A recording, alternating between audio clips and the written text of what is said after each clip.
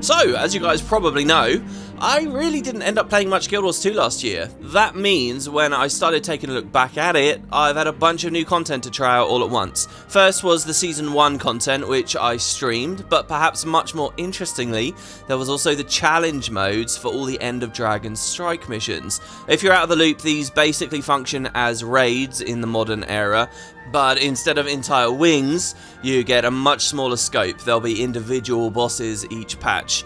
Much more economical for the studio to make than designing and writing entirely new special stories in new areas of the world. These double up as the major story encounters we've already played in the End of Dragons campaign. So there's one for Mytrin, one for Anka, Ministerly, you get the picture. The base strikes are very accessible. You've probably done them before. They're there for all kinds of players. They're pretty rewarding too, and I do recommend anyone watching this video try them out if you're bored with the game. But the CMs, filtered in as Living World Season 1 released, they're tuned to be about as difficult or complicated as full-blown raid bosses. They can be cleared weekly if you're good enough to do them. They have their own titles, associated rewards, and so on. So I joined up with some Spud guild members. We formed a team, went through to try and learn each of them, see how they played. The first challenge modes were really easy. The community seems very familiar and capable at them, particularly with the new power creep, so I'm really not going to fixate on them. There's not too much to say. But the fourth challenge mode, it released last summer, right before Clockwork Chaos. It's about 6 months old now. Now the fourth one is something else. It's funny, because over the past decade of Guild Wars 2, I've become so used to the idea this game doesn't have any genuinely challenging end game for PvE, that the devs just wouldn't make that kind of content, especially not regularly, because the community for it is so tiny. The disparity between normal players, dedicated players, and truly good players is just too massive. It's been such a hyper-fixated, over-discussed topic over the past decade that I, jaded, don't even catch myself daring to think it'll change now. I actually got to the point I roll my eyes at the endless circular conversation about it, and just think how many other players have come to this conclusion over the years, fleeing to other MMOs that do genuinely offer much better raiding scenes. So in early January, I found it really surreal to hear people in my Discord talking about how apparently insanely hard this final challenge mode is, and how it's the best thing ever. To hear people genuinely, deeply lusting after the title associated with it, something that they would be seriously proud to have and excited to show other people because so few can actually get it. Actual prestige in Guild Wars 2, ridiculously hyperbolic nuts comments like it's the hardest thing the game's ever had. And naturally I was cynical as all hell. Surely it's not all that. It's just people being unduly influenced by others. Overreacting shills in the pockets of the devs. It's only being lauded because there's so little else happening with the game if you're not into Season 1. You name it, I thought it. But I knew I had to try it out. So the new challenge mode strike in question is the Harvest Temple. It's the strike for the end of the game. No, scratch that, the end of everything. For the very final moment of not just the expansion, but the entire Dragon Saga, kicked off in 2008 with Eye of the North, back in Guild Wars 1. What more beautiful an idea than to make the very end, the capstone of the whole story, really hard and special and exciting. Straight away, to be clear, this is still a strike, it's not a raid. Don't be oversold on it. It's obviously a fight made on a much tighter budget than any of the previous Raid Wing encounters. Considering the Icebrood Saga strikes, as well as the 3 preceding End of Dragons ones, this probably shouldn't be a surprise.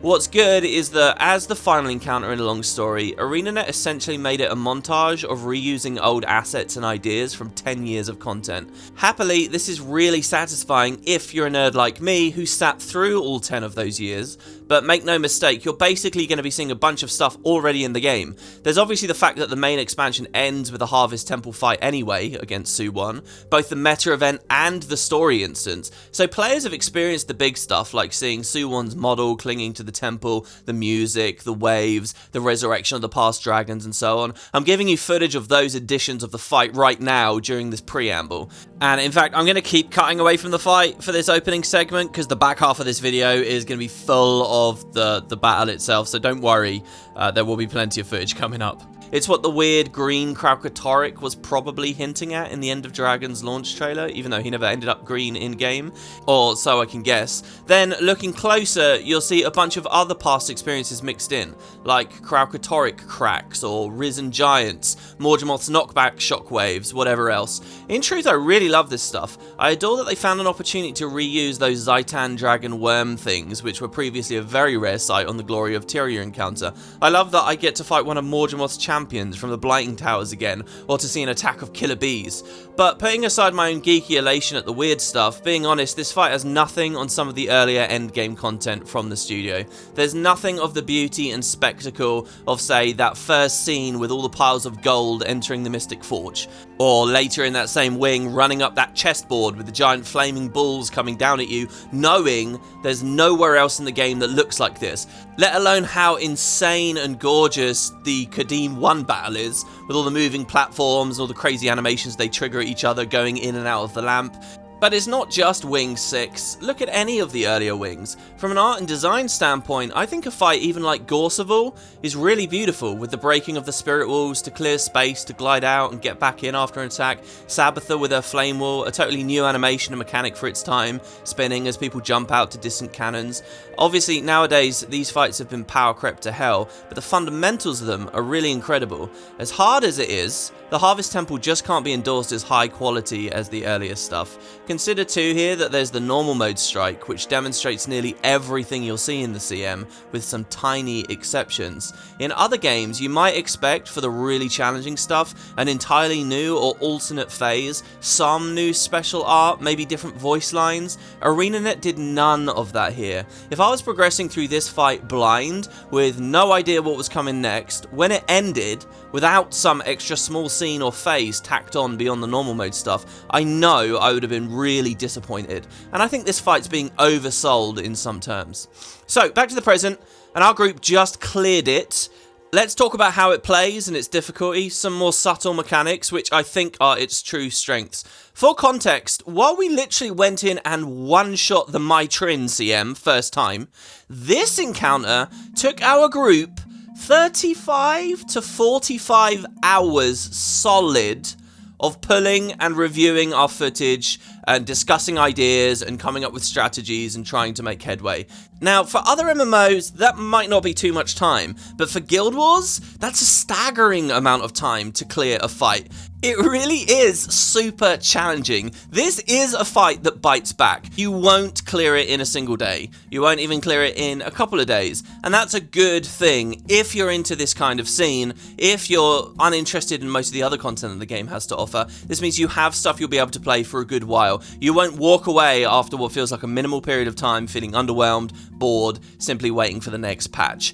Now, obviously, as the game currently stands, the content is 6 months old. It's very possible to get less than that if you join a group that already has considerable experience. That isn't what I wanted to do, and happily isn't what happened. The 10 people I played with, our group, all 10 of us hadn't beaten it before. We were all freshly going through it with tiny amounts of experience previously, learning it together. Occasionally someone would drop, someone else would sub in and they'd have more experience, but for the vast majority of the time, the bulk of us were fresh to the content, and if you're really going to indulge in this, that's how I recommend you guys play it as well. It means by the end, you'll have, even if you haven't tried every role in the fight, you'll have a good rock solid idea of how everything is played through, just because you've spent so much time in it.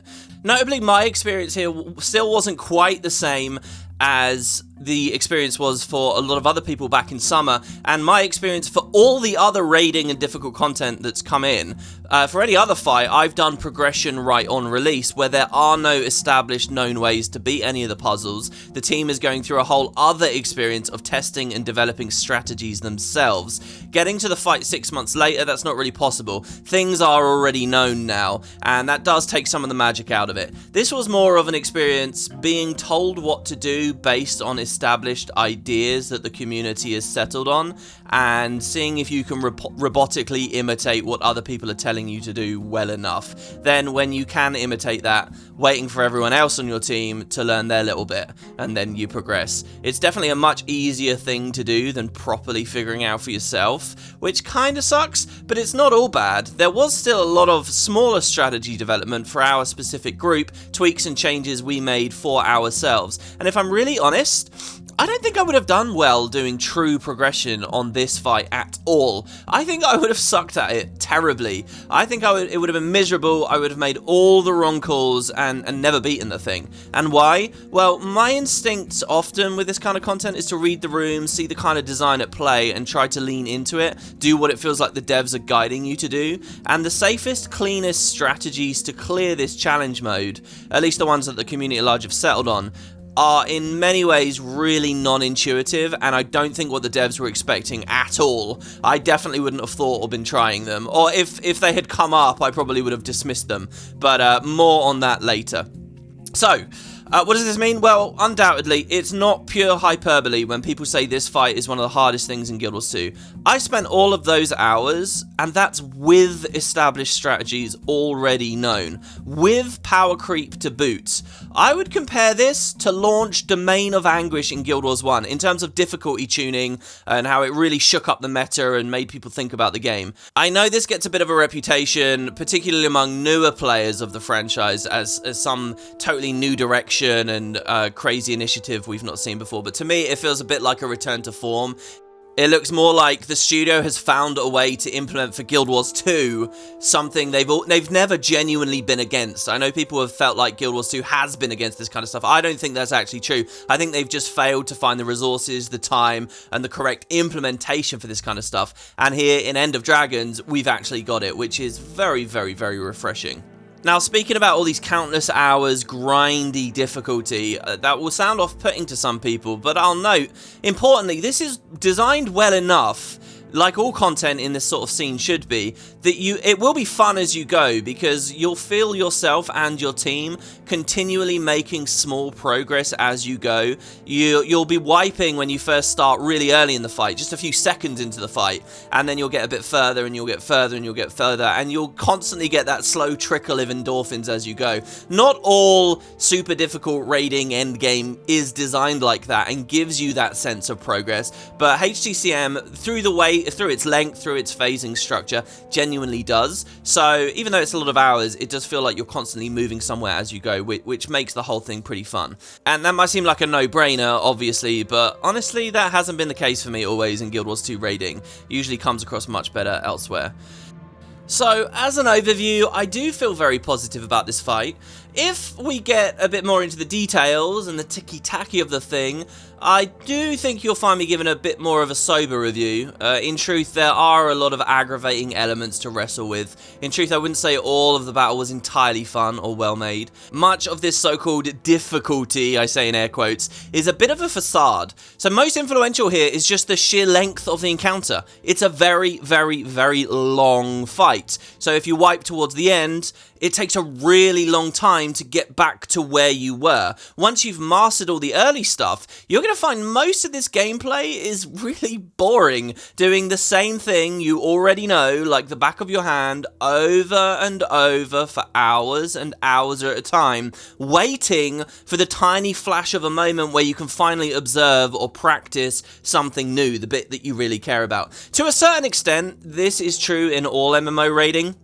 But ArenaNet really pushed the issue in HDCM by having it so long, like an FF Ultimate, but it's much less intense and jam-packed than an FF Ultimate. And during all that early time, you're constantly rolling the dice on an excessively large party size of 10 players. Is someone going to disconnect on the way to your next phase? Is someone going to crash? Is there going to be a spike of latency? Is someone's phone or doorbell about to ring? It's not that I'm mad or blame people for any of that stuff happening. People have lives. Shit happens, but the fact remains that any slight disturbance that really doesn't have anything to do with the game to one of your 10 players on your long way to the new phase, and it's back to the start with even more precious time lost. And then there are the weird clunkier elements of Guild Wars 2 just as a game and how the strikes are coded. Is someone going to accidentally use a movement skill and kill themselves off the edge of the platform just because a health bar disappeared at the wrong second?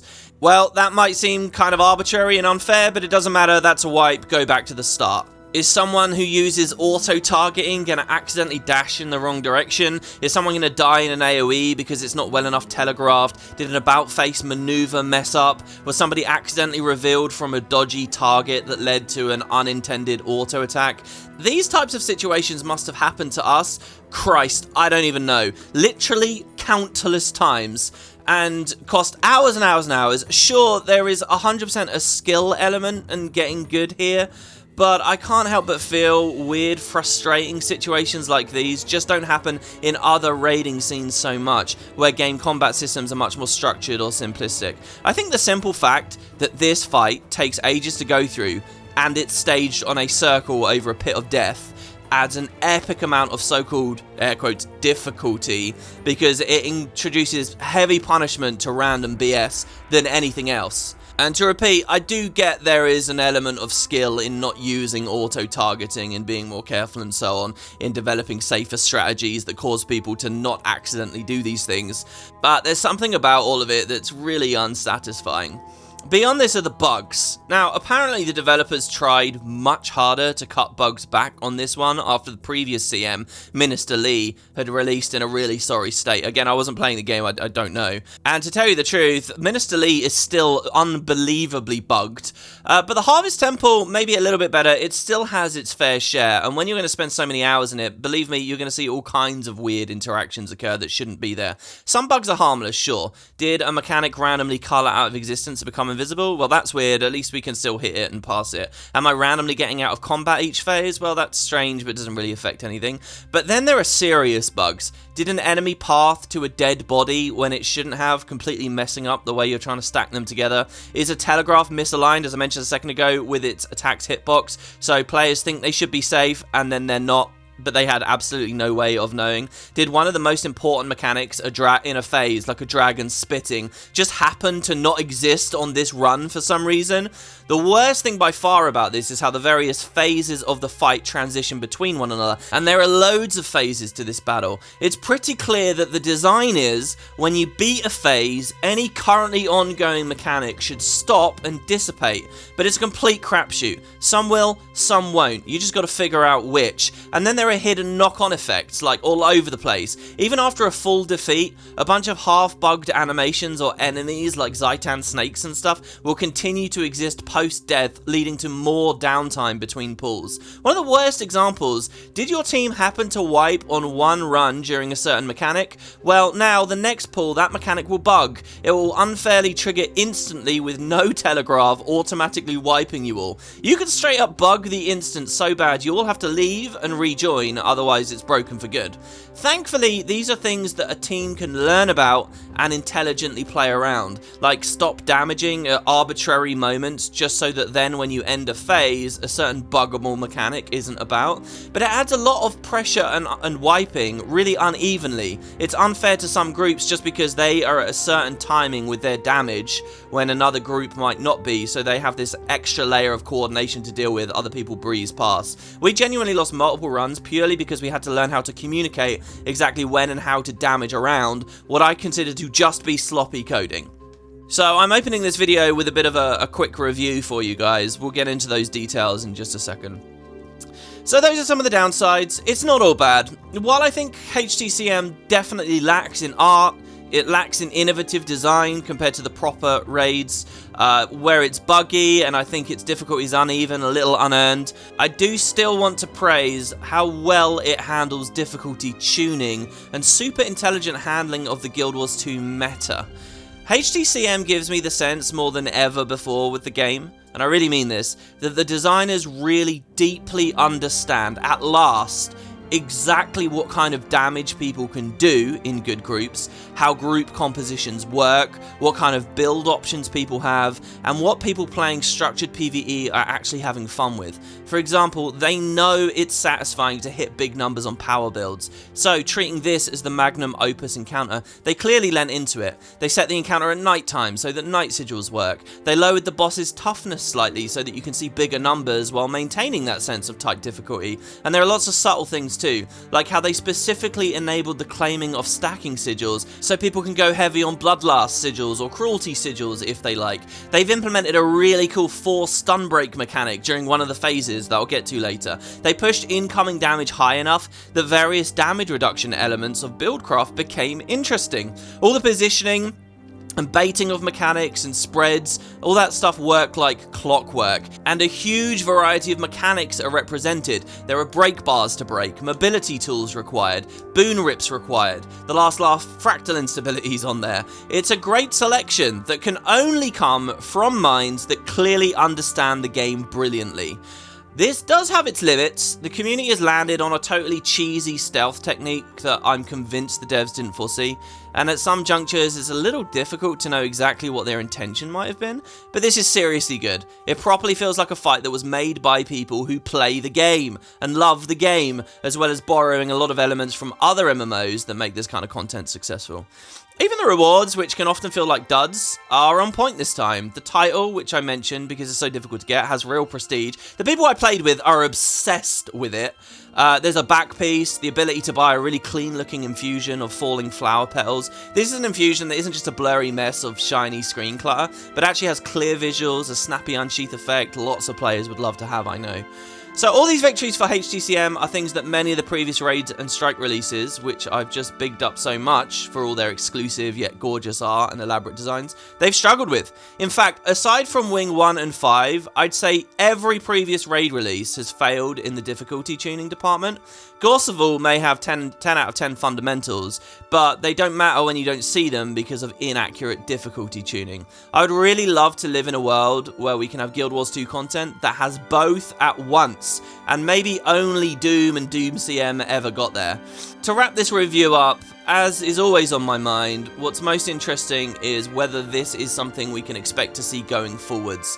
And to tell you the truth, I'm not sure it is. Isn't there a dev quote saying that HTCM is a bit of a one-off? That's really disappointing to me.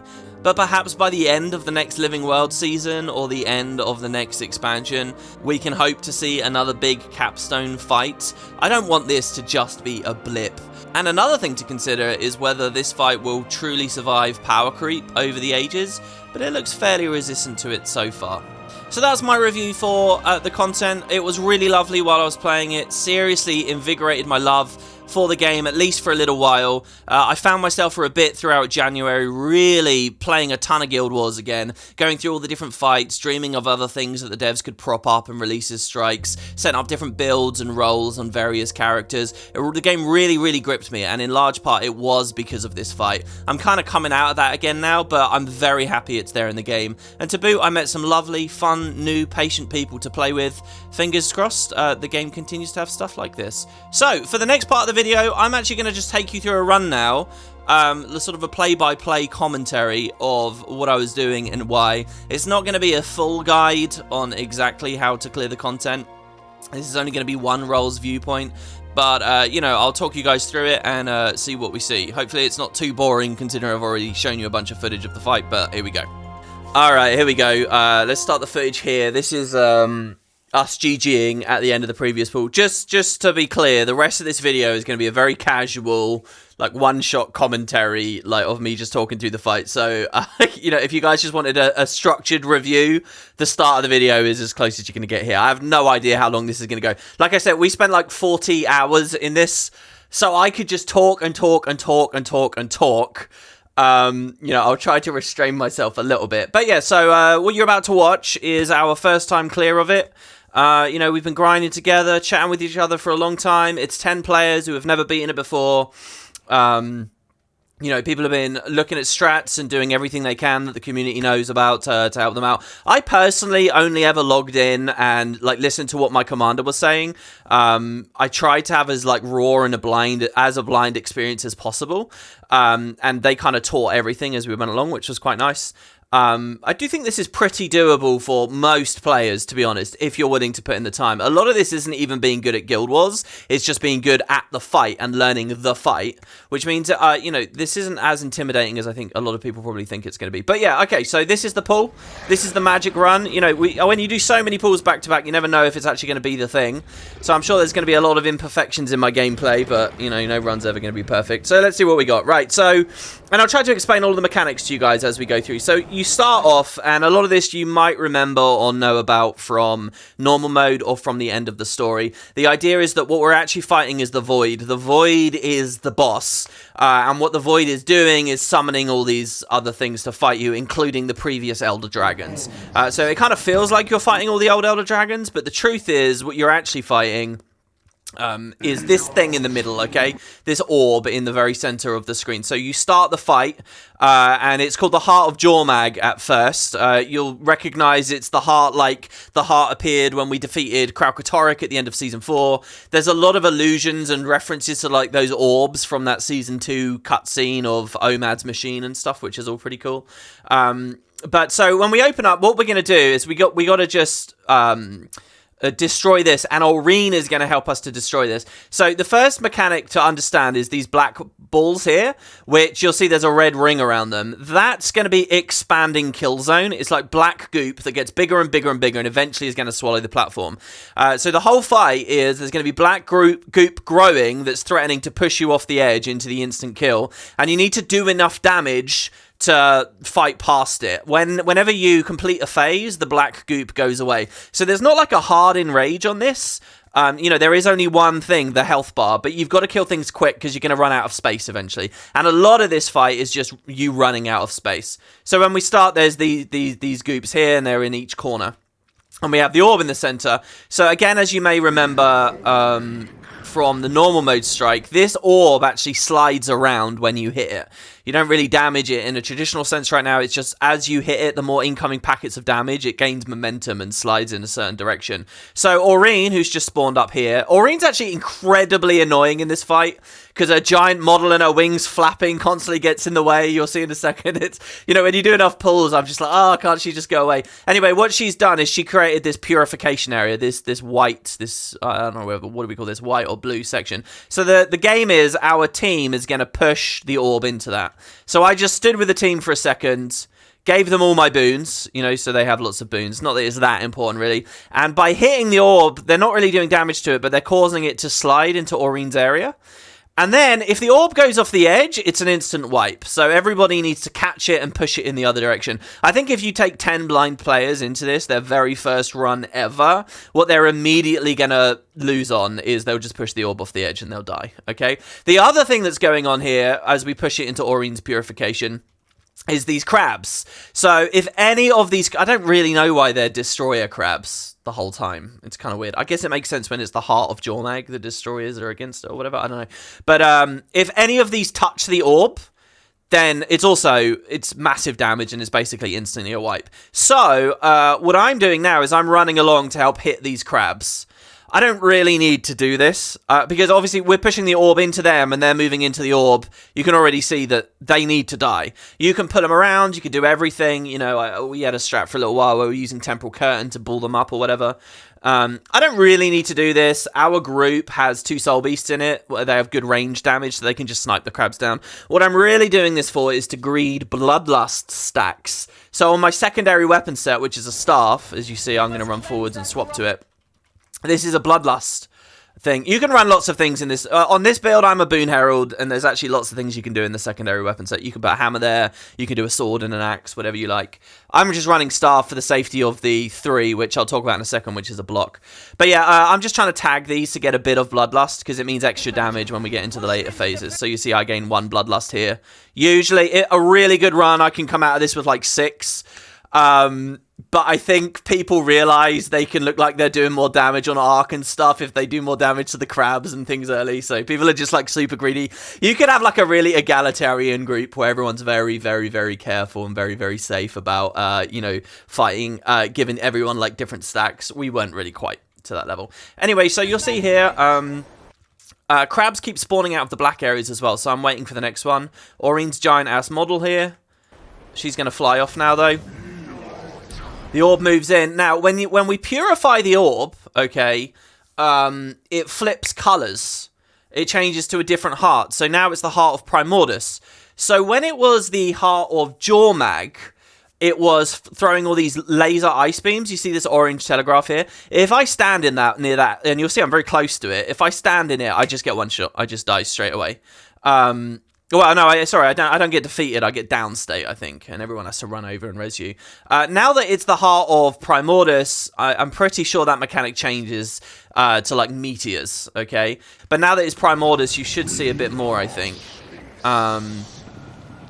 Well, so you see these fireballs. But basically, we're sliding it now, and we're going to put it into the next thing that Aureen's dropped, which will change it again, and it will change it to the heart of Kralkatorrik, while I continue hunting for crabs here. So here's the next crab. It's dead. And you'll see the heart's now changed to look all purpley. In this phase, it drops like these big cracks all over the place that then blow up after a delay. If you're standing in them, it puts a damage down on you. So what do I mean by that? It means you do less damage for the next X period of time. Actually, a really, really cool mechanic that I know for a fact they've taken from other MMOs. When I was playing Final Fantasy and did all those videos on it last year, a lot of their encounters had that. If you fail a mechanic that you could have avoided, it will do some damage to you, but it will also punish you in another way. It will lower your damage. It will lower your incoming healing or whatever. That's all over this fight. I love it, and I want to see more of it from other Guild Wars 2 strikes. Think of it like weakness, but it's a debuff that's uncleansable, so you really do want to play the mechanics properly. And it's really good too. I was even impressed by like the visuals on the icon for it. Like it's purple, like what you are conditioned to not like seeing anyway, because it means your food's ran out or whatever. Just lots of subtle, fun, good things in there. You'll see here I'm playing very passive as far as the orb's concerned. I could be doing more, but here's the interesting thing about this fight. You're just going to bond with like these 9 other players, and everyone's going to fall into a rhythm of what their job is here. This is a really chaotic phase that can sometimes just go wrong. With some pulls, you'll just find it goes crazy, and it's because people have just started doing something a bit different. So while there are more useful things I can do, it's not necessary, and it's just going to add chaos to how fast the ball is moving in one direction or another. So just for the sake of being consistent, I end up fighting this crab here, which really isn't necessary except to get one more Bloodlust stack from me. But yeah, so we're now going to push it through. And after this third purification, the Void is going to get pissed, and it's going to do something completely different. And we're into the fight proper, so to speak. So yeah, we just move forwards. I jump over the cracks, as you can see here. And when we hit this last purification with the Heart of Kralkatorrik, it actually gets a break bar. So this comes up very regularly. The orb appears and there's a break bar at the end. Everyone's hammered that break bar. Again, usually I would like use my elite if I can, if it's looking bad. You can also try and save it to do damage on the next bit of the boss, which is what I've done on this run as it so happens. But you'll see we've also placed a portal. So there's a huge thing. What's really interesting about this fight compared to a lot of other fights is how much mobility is in it. There's a huge amount of running around, a massive amount of like space of this enormous platform is used. It's kind of one of the most distinct things about this fight, I think. There's a real issue with Guild Wars, I think, that kind of sucks, and that's the movement is so often not an interesting part of the game, even though it's kind of built into the game's combat. Stacking on one tiny pixel is really boring and uninteresting. So it feels like the devs really tried to push this. And actually what I think that they were doing with all the mobility in this fight is they were trying to lean into the End of Dragon's elite specs.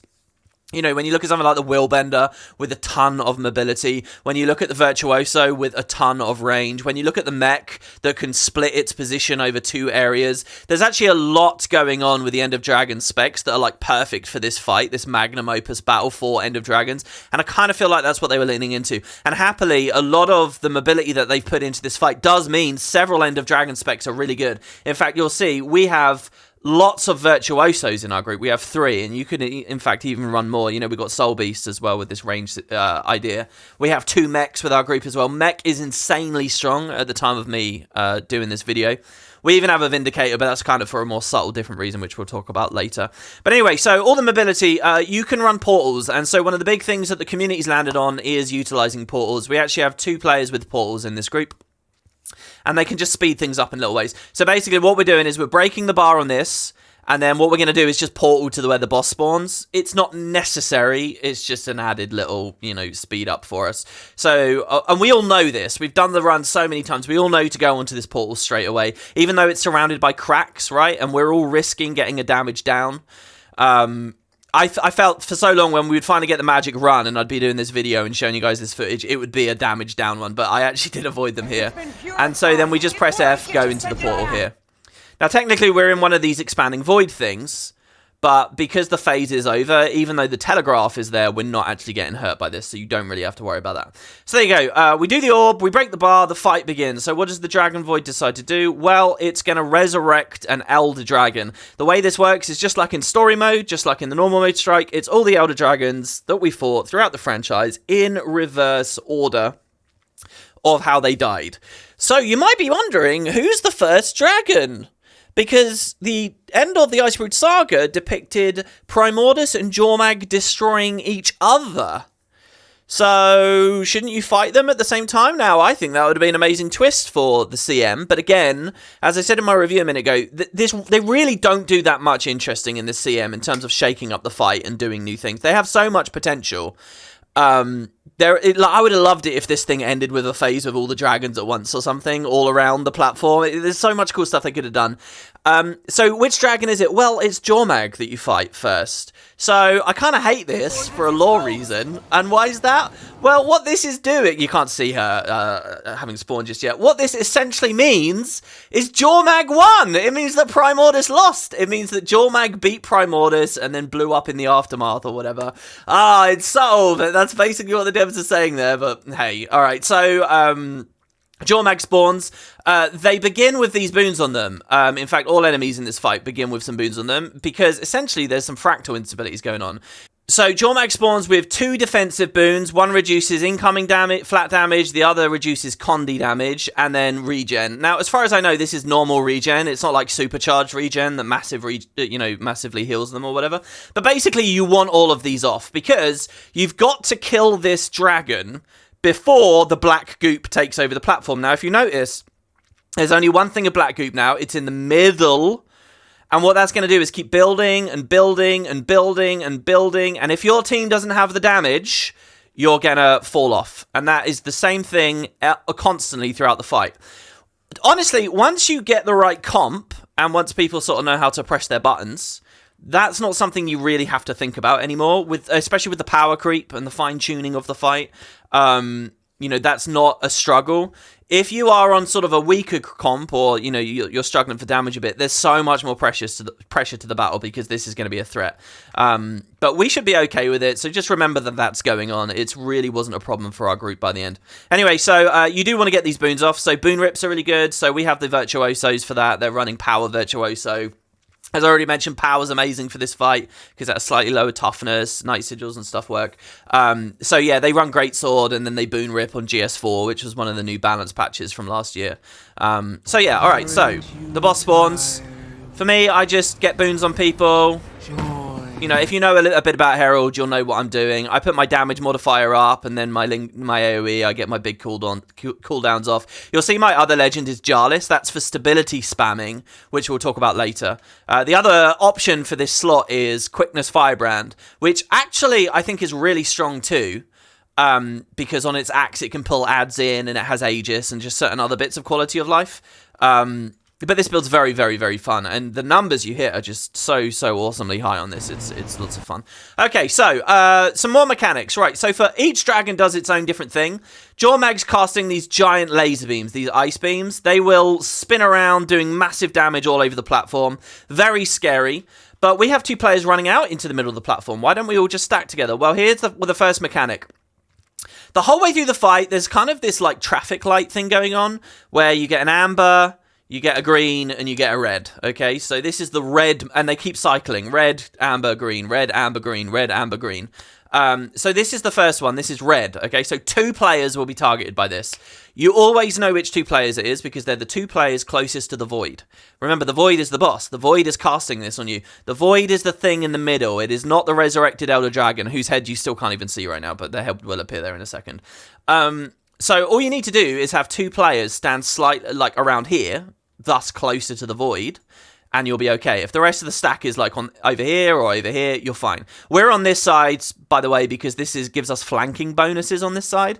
It's actually a slightly offset hitbox. Again, I think this is one of the subtle things that's really intelligently designed about this strat. I think the devs know that one half of it is flanking, and they specifically made this the slightly more hazardous side of the fight as well, which you'll see in a moment. And I do think it's intentional, and I do think it's very cool. But anyway, so we won't get targeted by the Reds because we made sure that these players are standing here. These are our Mechanists, and the Mechanists are incredibly tanky gear, by the way, which helps protect them from this ice storm and anything else they have to go wandering out into. So what's this Red do? Well, it's eventually it expands and expands and expands. Eventually they're going to drop it, and it's like massive flak. It's permanent until we beat this dragon and the phase clears. That's the only time it will go away. Insane damage in an area of the platform that basically no one can stand. So remember how we have the expanding black here, getting bigger and bigger? Well, this is also going to remove parts of the arena that we can't stand on. Now, this is not in the normal mode part of the fight. This is a CM part of the fight. Okay, so this is one of your new mechanics that you'll be playing with. The whole way through the fight, the mechs are going to keep taking this and placing them down. And one thing that I think was quite cool about the End of Dragon strike missions is the previous strikes, Maitrin, Minister Lee, Anka, they all kind of like filter in some of these mechanics so that you understand exactly how they're coded, how they work. So in Minister Lee, in one of the phases, there's a thing just like this. You can kind of get a sense of how the telegraphs and the timing work. So anyway, so these mechs are going to go off. I don't know whether when they place it, it will be on my camera angle. I would have loved to have done every single run of this for this video with a really beautiful camera angle, looking at the dragons and looking at all the mechanics for an amazing commentary. But, you know, hours and hours and hours of running it. The one thing is, right, like, because it's a 10-man team, you do not want to be the guy that wipes people. If you're the one person that wipes people before you get to the next phase that you're trying to learn, or before you actually kill the boss, it feels terrible. And, you know, I tried my absolute hardest every run to never be the guy that dies. I did pretty well with that, I think, except, like, on our second to last day, we had a run that was totally the run, but I got knocked off the edge. In fact, like, we all got knocked, but I got knocked in a very unlucky position, went over the edge and died, and I just felt awful. So, yeah, I wasn't going to mess around with the camera in a group that was learning the fight. Maybe later I can do, you know, have a better camera and maybe show you guys some of this stuff. But yeah, so anyway, they're going to drop that mechanic, and you'll see this has... Oh, there you go, we will get footage of it. Here you can see the ice storm moving around as well. This is going to have a really interesting interaction with the next mechanic that we'll show straight away. Remember I said red, amber, green? Well, here, check this out. I don't actually know whether that's always the exact order, by the way. So they're going to drop all that horrible-looking goop there. Here we go. So now we get another mechanic. So this is the greens. So yeah, obviously it's not the exact traffic light order. We've gone straight from red to green here. So, I love this. To me, this looks like an homage to the very first raid that ever came into Guild Wars 2. Do you remember the big thing with the Veil Guardian? It was the green mechanic where... you need a certain number of players to be standing in this. If a certain number of players are not standing in it, it's a massive pulse of damage on the whole group. And you can mitigate it in some ways. You know, if I use my healing skill, double tap my infuse, I can mitigate it. You know, there are ways to get around it, just like at Veil Guardian. But with Veil Guardian, there was one green. It was fairly near the boss, and you just needed like 4 people on it, I think it was. For this fight, there are 3 greens at once. Remember, the Magnum Opus encounter... 3 greens at once. Each green needs 2 people on it. So you're going to pair off. You're going to have like a partner if you're one of the guys doing the greens. And this is going to be a huge part of the fight. You need to know every time one of them comes up, you can never mess it up. Now, I remember progging Veil Guardian way back when, and, you know, there would always be someone who forgot, or, you know, they were too focused on their buttons and the chaos of the rest of the fight. You have to know this, and people have to get good at this. So, there's an interesting thing with this fight, and it's often true with Guild Wars 2, where if you just play like a damage build, you can actually be quite rubbish at the game. You don't really need to know anything. You just do damage. Like, all you have to do is learn how to hit hard, push your buttons in the right order, have a good build. And you don't have to do anything else. For this fight, so many players are required to pass the check. There's actually not many slots for that. There are basically 2 to 3 people who just have to stand on the boss hitting it the whole time. If you get one of those slots, if you're desperate for the title or the infusion or whatever, that's definitely one of the slots you want to do. If you can find a group for it. Because the game is very, very simple at that point. You just stand in there hitting.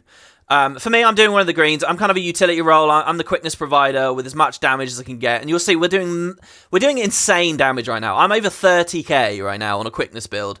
Our soul beasts are nearing 50. To be fair, that's pretty inflated still, since we're just kind of coming out of our opening burst here. I have to say, our group, we got very, very good at just like the fundamentals of the combat by the end of this, which was really, really cool. But yeah, so anyway, now what we need to do is move out. And so I guess I'll just play it forward. So the two mechs have dropped their red and they know that they're going to go over here. So we've already cleared this one up. Now here's where mechs are really good. Their mechs are actually in the group, still providing alacrity. I'm getting my alacrity from them. So you see how the End of Dragon spec design is actually good here. So we're going to move out. Now, again, this is where range and portals and stuff like that become really good. Our Virtuosos do range damage, so as they're running in, they can start hitting again real quick. And they've portaled out, so they don't even lose that much damage. But so I'm going to walk over. Some of my abilities still hit. You see, like, I use Shackling Wave. I know that hits from this range. If I had my Elite up, sometimes I do, depending on the run. Sometimes you can snag a 2. So our Heralds don't have to move very far. We were calling this the close green. So yeah, this is very simple for me. I just step a little bit away from the boss. Our damage players just stay in there with the mechs. The mechanists are back here, but the Jade bots are over there, obviously. We pass the green. And there we go, we don't wipe. And again, that takes time. And already we're looking at wipes when you're first starting, because people need to know who's going where, who's doing what. And the interaction with the reds is really cool, where basically, if the guys placing the red don't have a very specific place that they know to put it originally, they might accidentally drop it where a green's about to spawn. So there's lots of trial and error there in just getting the memory of like, oh, we're going to place it here, we're going to place it there. And so you see, it's not really about being good at Guild Wars 2, it's about being good at the fight. That's kind of what I mean, you just sort of got to learn all these little pieces. And this is just a few seconds into the fight. This is like a 10-minute long battle. It's a very long battle. Anyway, we go back in and we do damage. There's Jormag up on the top there, by the way. Finally, we actually see them a bit. So we did red, we did green, and now here's orange. So what's orange? Orange, again, it's the Void casting this on us. So this is 7 players. 7 out of the 10 are going to get a spread.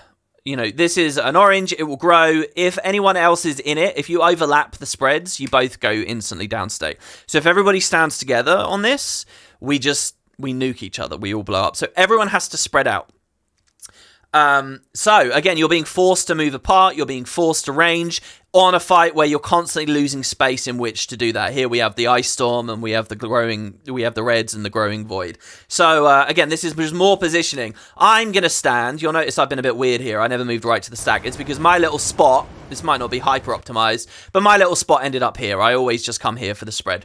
So you see, every single one of the 10 players, we all know exactly where we're standing for this, all of us. And so we have people capable of doing range damage on the sides, or the mechanist supports. The damage players, there are actually 4 players still stacked right on there.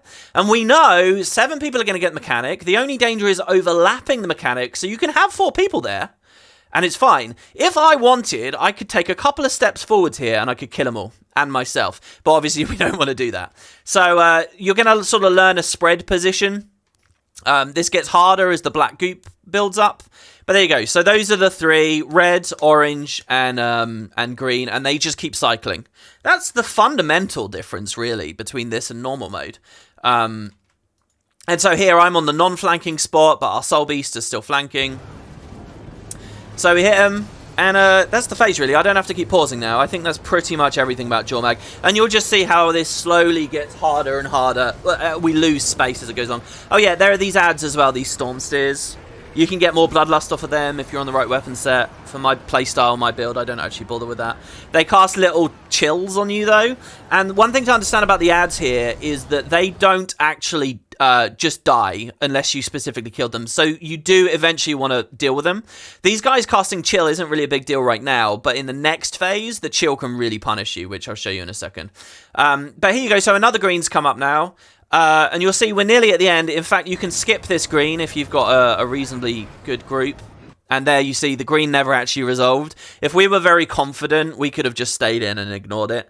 But that would have been unnecessary risk. We don't always skip it. And you don't want unnecessary risk. At every juncture here, we're doing the safest thing possible, because a random death here sends us back to the start of the fight, and it's just more time wasted. We're not practicing this. We know this. We want to get deeper, so it's just always the safe strat, basically, is the right mindset. So there you go. So Jormag dies, and we're going to get another dragon. So basically, you get 2 dragons back to back, and then go back to the orb, and then it's 2 dragons and the orb. That's kind of the way it works. So Jormag and my favorite, the done dirty Primordus. This makes me sad to think about him. So there are actually many different ways you can do Primordus. For a long time we had a different strat, but we've changed it. I'll talk about that in a second. So also, when a new dragon spawns, the field fills with enemies. So here's kind of the big discussion, I think. One of the things I really want to talk about in this video. I mentioned it earlier in the review section. Which is where I think that the community has settled on a strategy that ArenaNet weren't expecting and have kind of changed the fight in a big way. It seems pretty clear to me that this fight is about shaking up the meta. Like I mentioned the Domain of Anguish thing before. They really wanted to analyze and deconstruct this idea of just stacking and hitting the boss. What I think they wanted was a bit of chaos, a bit of movement, lean into that dynamic element of Guild Wars 2, and emergent thinking of what Guild Wars 2's combat's supposed to be like, as opposed to other MMOs, which are very, very, like, strict and structured. So what I think ArenaNet were doing with this fight is they were spamming ads everywhere, and the idea is you're supposed to, like, use your brain and look at where they are and just, like, cleave them down, stand inside the boss, hit outside of it to try and cleave the boss and the ads at the same time. I think they're supposed to be a bit of chaos and a bit of dynamic thinking and, you know, a lot of variance phase to phase. I think that's what they were trying to do.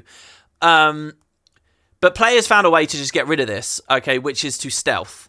So all of these ads have a certain AI pattern on them, which if you guys played Guild Wars 2 very like heavily in the early years, back when dungeons were everything, you may remember that this appears in some dungeon paths. Some certain AI has a different kind of coding in how they path, how they run around. It appears in some personal story instances as well. To try and stop players skipping by using stealth in certain dungeon environments, they have like an AI pattern they can put onto some enemies, which means they'll run to you even while you're in stealth. They won't really know how to attack, but they will stick on you. And that's the same AI they put on these enemies. Because I think they were trying to stop cheese being possible, but it actually made the fight even easier to cheese.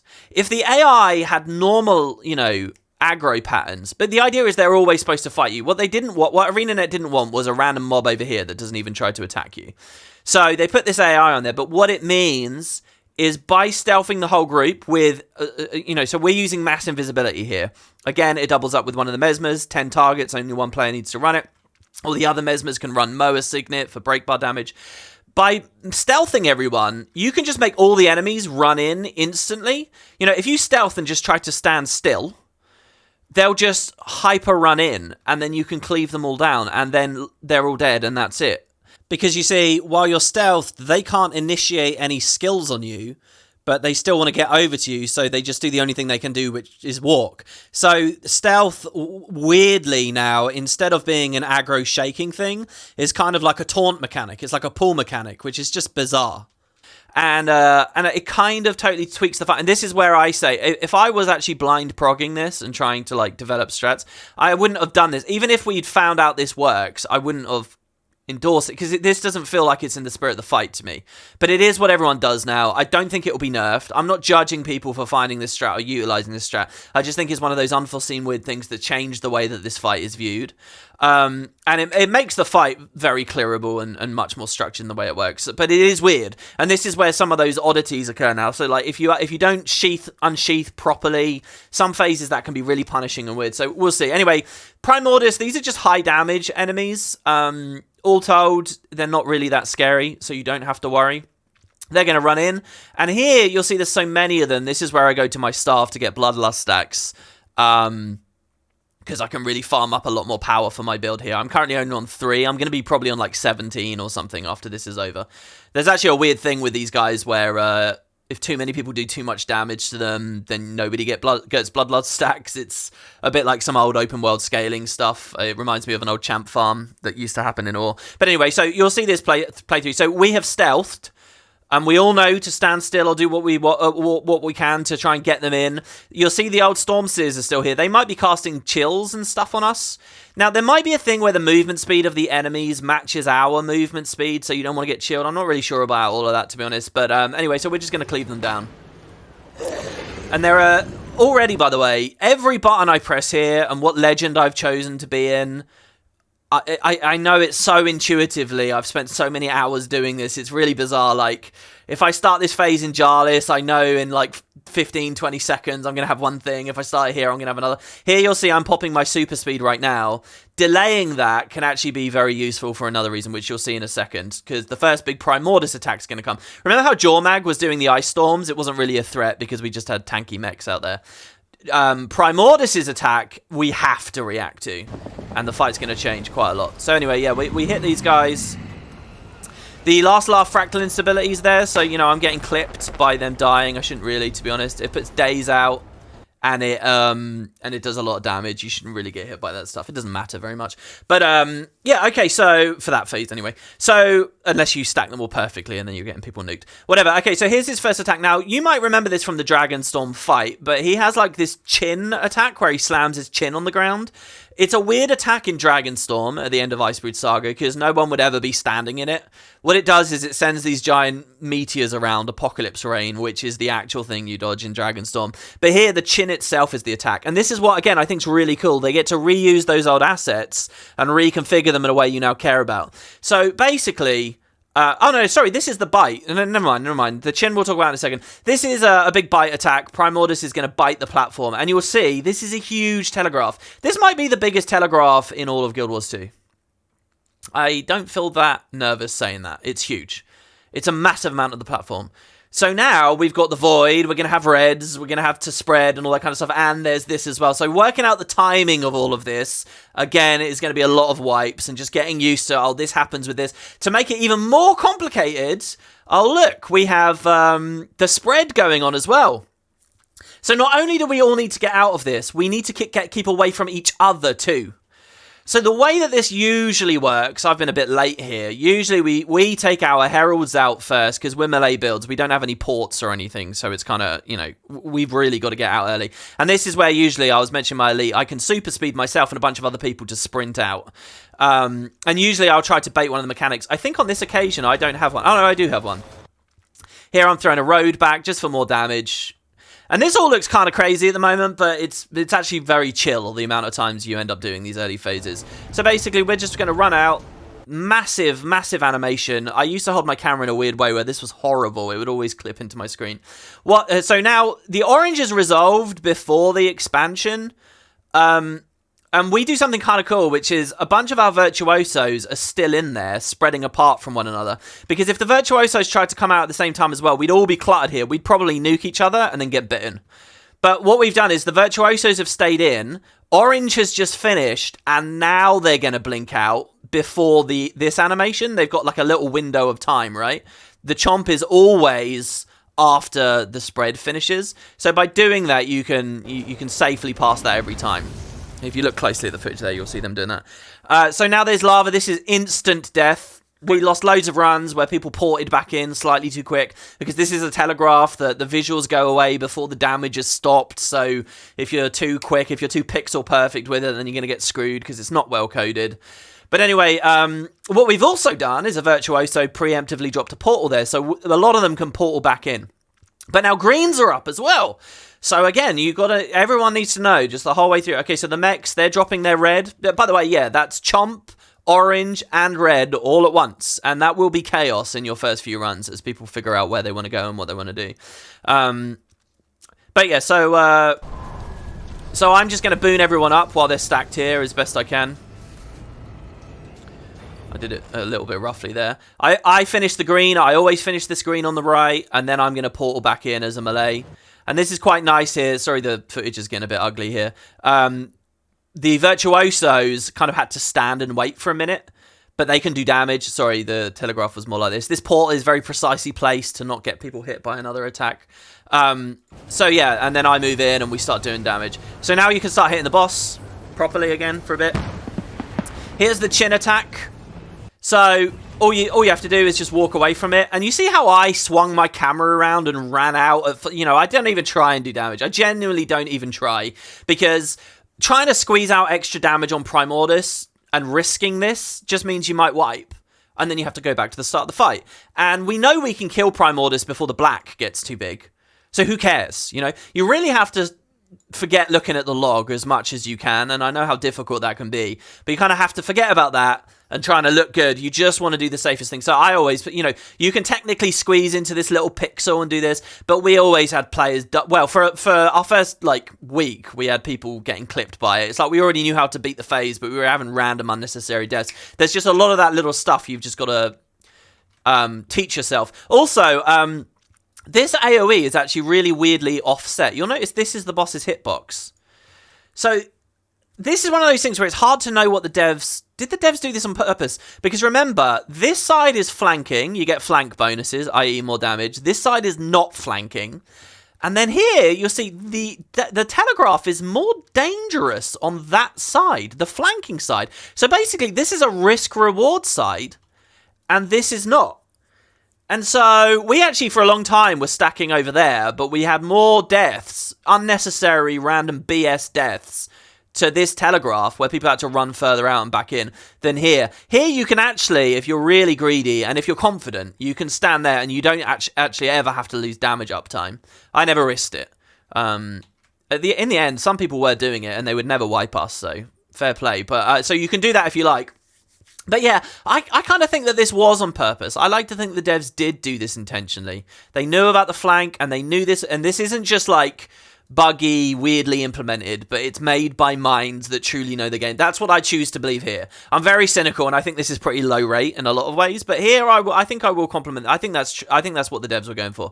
Anyway, so yeah, the rest of the fight is just the whole thing again now. We just loop it, and what you'll find is all the dragons, it's just the same thing. You just loop it twice, or if you have low damage, loop it 3 times. So having lots of damage is good, because you have to you deal with less mechanics. So what do I mean by that? There's going to be 3 chin attacks. We've just seen the third one.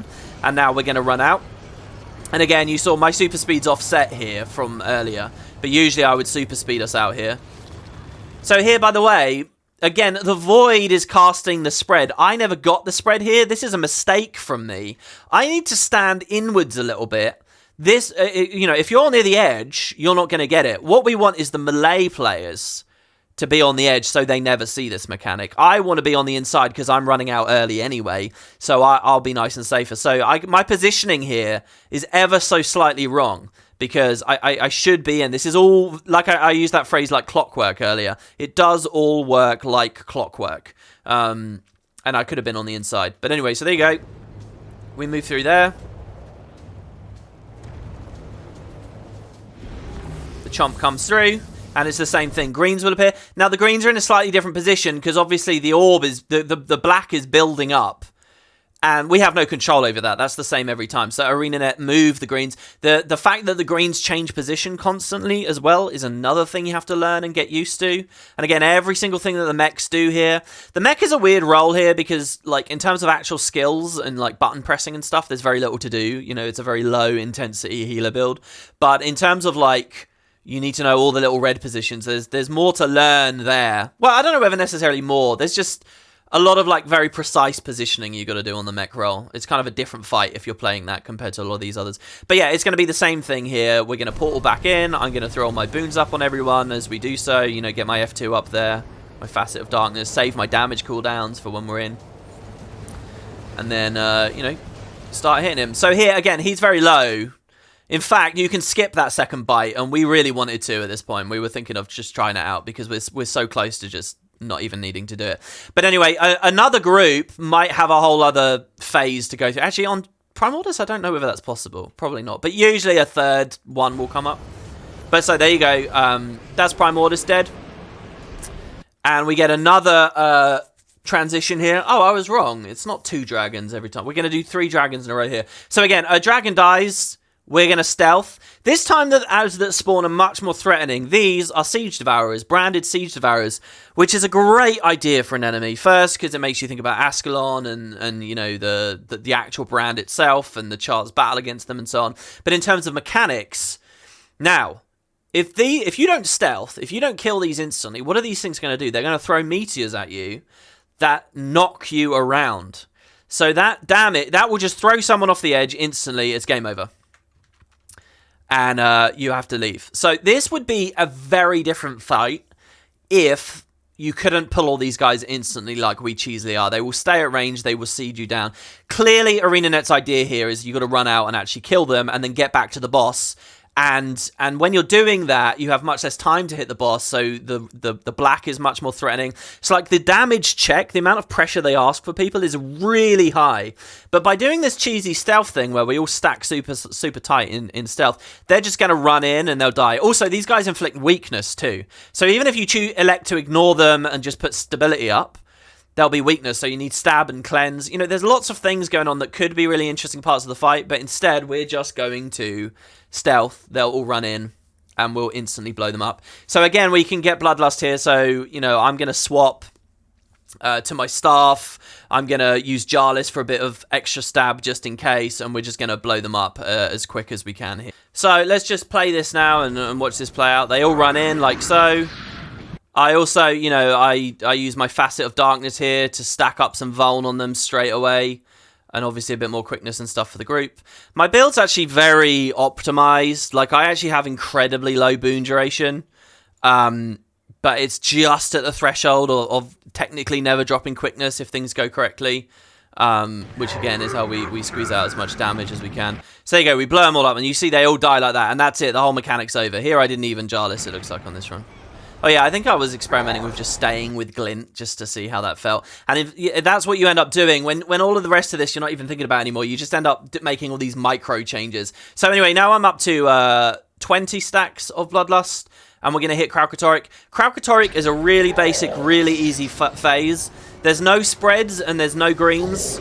I don't know why it's designed this way. The devs just made it super easy. And I don't think it's right. I mean, when I first started playing this, I was really relieved that there was an easy phase. It felt really fun to start progressing. You know, we were a couple of days in by the time we were here. But, because, you know, we only played a couple of hours each day. We had very limited time to play. But now I kind of think, you know, it's a real shame that we're kind of in the middle of the fight right now, by the way. This is where things get really hard after this, essentially. It's kind of weird that there's just this phase now where you get just really bored. Basically, you see, we just alternate between a laser in the middle and a laser at the sides. And the only other thing is the mechs just drop reds next to us. That's it. I mean, this is the whole fight. I mean, you can make a case for this should have been the first phase, really, if they weren't going to do the lore thing of the dragons dying in reverse order. But there we go. So, Kralkatorrik's dead. So now we're going to go back to the orb. And they do really fun things with the orb here. They start throwing champions on. So you remember how the fight started? Imagine that now you have to fight a champion alongside all of that. So the champion is going to be themed to correspond with what one of the other Elder Dragons. So for this one, it's going to be Mordremoth. And what they've picked is a champion from the Blighting Trees that you will have seen in Dragon's End. I think if this is the magnum opus encounter, they could have done a lot more. They could have had a slightly weaker champion, but done all three. I think you should have seen Axemaster Harith there as well and all that. But they have this thing called the Void Timecaster. And it's a champion that, you know, throws that orb out that sort of vacuums and sucks and throws people around. So to deal with this, but you're also going to have the orb, and you're going to have the crabs, and you're going to have the 4 black spots all at once, and the areas that Aurene tries to purify are going to change. So all of this, you're going to have to do a couple of runs to get used to where the hell you go and what you do. There's another mechanic with the orb, which I haven't even talked about, which I'll get into now. So I'm actually going to go left here with another player, and the rest of my team's going to go to the right. So what I'll do is I try to put as many boons on people as possible. I throw stab on them here as well. So you remember I was whining about weird phases. During the Kralkatorrik phase, there's these meteors that get thrown around, and they do like big knockback and a lot of damage, and you've got to avoid them. Sometimes the meteors are still getting thrown after he's dead. I don't know why. It's really annoying. But sometimes as well, you get really bad RNG and the meteors are getting thrown here, or here as you're running. And I actually, one of the times I wiped our group was because, as you know, I'm sitting here thinking we're safe and fine. A meteor comes. I stand outside of the telegraph, and I still get knocked off anyway. I was furious about it. And forever after that, forever, all these runs I did afterwards, I always had anxiety. And again, I was always trying to do the safest thing possible. So actually, I drop a road here every time because I'm just trying to save people's lives if they get knocked by it. And I'm trying to put this stability up. It might not be the most effective thing, by the way, to put one of your quickness players off on the left, but some of our other players were struggling with dealing with some of the stuff that I'm about to see, so I just said, let me do it. So that, you know, again, just going for safety. And this is another one of those things where your group's going to have slight little tweaks and just things you end up talking about and playing around with. So anyway, so here we go. So I'm going to go to the left. Basically, what's going to happen here, I don't think I'm going to even turn my camera. I'm sorry about this. There's a boss, a champion. Everyone else on the circle here, everyone's just going to nuke that champion. It has a break bar. Instantly, you break the break bar and you kill it. And that's it. So that's what they're all doing. Meanwhile, I'm here with this Virtuoso. And why? Well, because the orb's going to spawn in the middle. The team's going to kill the champion and start pushing it towards us, and it's going to come real fast. The Virtuoso is going to start hitting it to stop it sliding so fast and, like, stop it going over the edge and move it to Aureen's next area. So we have all of this planned out. There's also going to be all the crabs spawning here. So, again, the team's going to push the orbs here, the crabs are going to come here. So it's just like at the start. And what I'm going to do is I'm going to make sure there's boons on the Virtuoso, and I'm going to kill the crabs. The Virtuoso is also going to kill some crabs too. So you'll see that play out here. So there you go. I give him some quickness.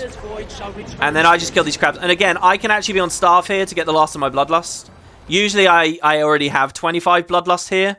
But I didn't on this run. So here you see I've swapped to staff a little bit late. But whatever. Okay, so remember how there were meteors before, or the Kralkatorrik cracks? For this one, it's the Heart of Mordremoth. That's why there's, you know, it was a Mordremoth champion there. You see they've already killed it.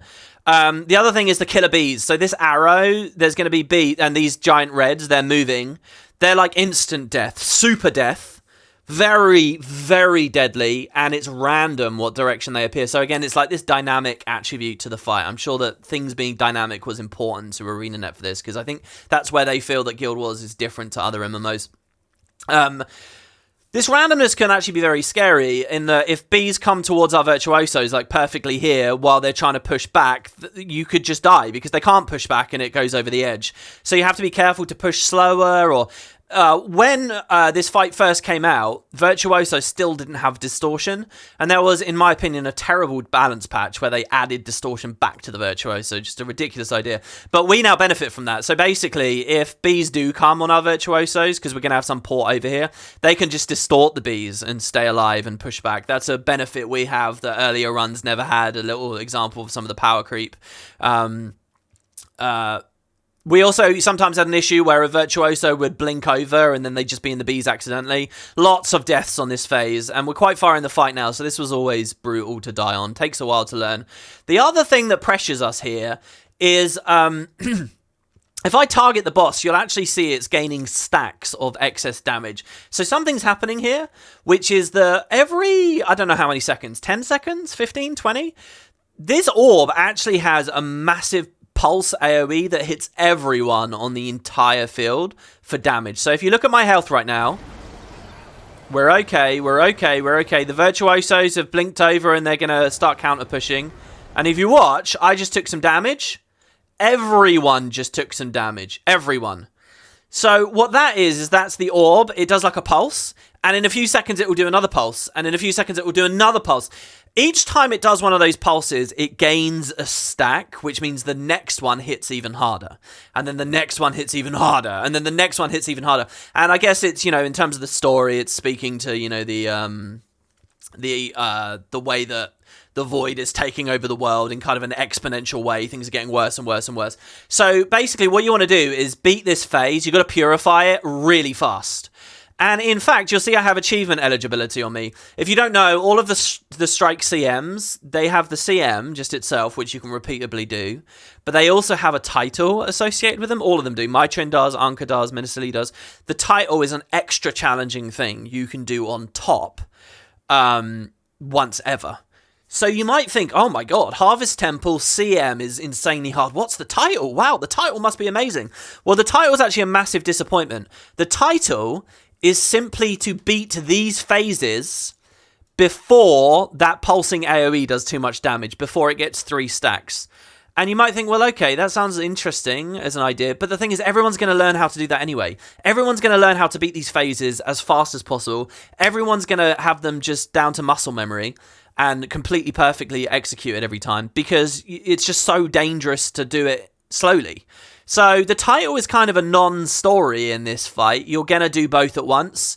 And I'm really disappointed by that. I think that kind of sucks. And again, I think this is a thing where the designers didn't quite know what to expect. I think they thought these pushing sliding phases would constantly be chaotic and weird. And they all have RNG built into them. You know, the bees are going in random directions. The meteors going random directions. There is variance there.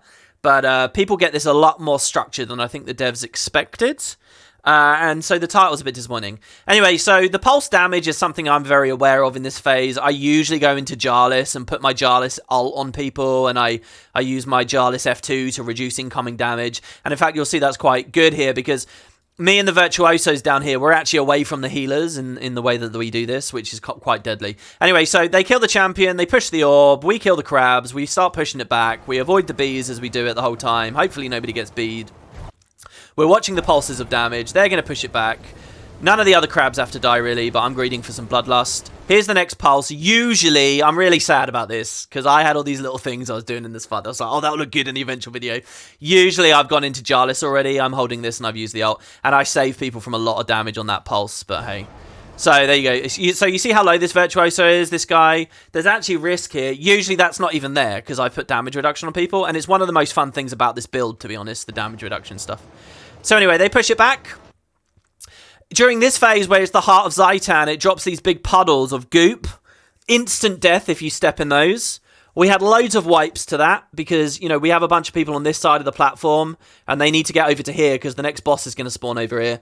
And, you know, they would always walk in them. I don't know whether I actually walked into those, but it's complete chaos the first few runs. You have to learn about these. Even once we had the whole fight, like, worked out, people would accidentally forget and run in these, and it's over. Genuinely, you lose one person, that's it. You just got a GG.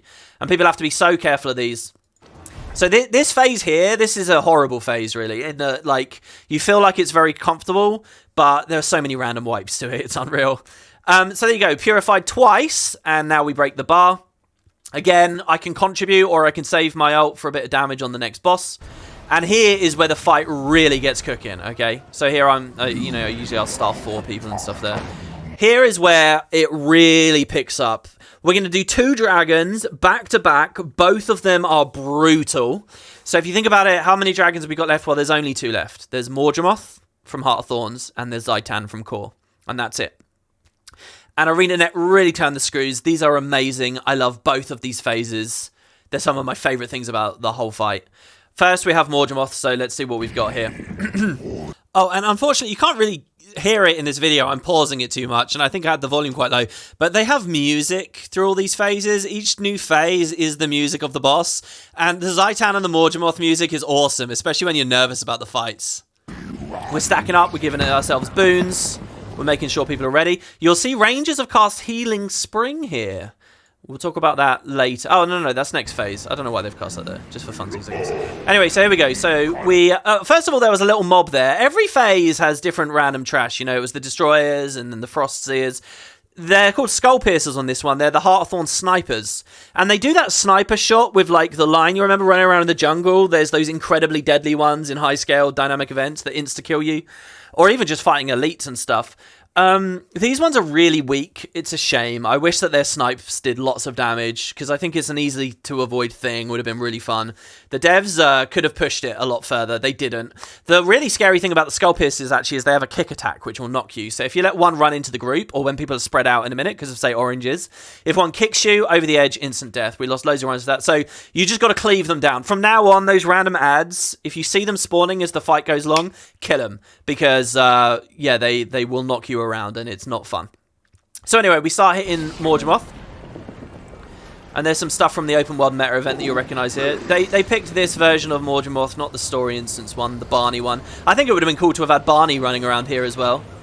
So, here's a spit. Okay, so Mordremoth and Zhaitan both have a spit mechanic where, you know, they make these areas and they're very deadly. The Mordremoth spit, I can't really even remember what it does if you land in it. It's been so long since we were getting hit by it. It's very easy to step away from that one. I'm pretty sure that puts damage down on you. So if you get hit by it, you can survive, but now you're going to do less damage. So if people are doing that, then they're going to struggle. But anyway, so we're going to push through, do damage. So we know that spread's coming. We just had red, and now we've got orange. A lot of the communication and calls as you're playing is just someone saying red, orange, green, red, orange, green. So I'm going to go back to my spot. Okay, everyone's got their designated spots. Now, here's the fun thing.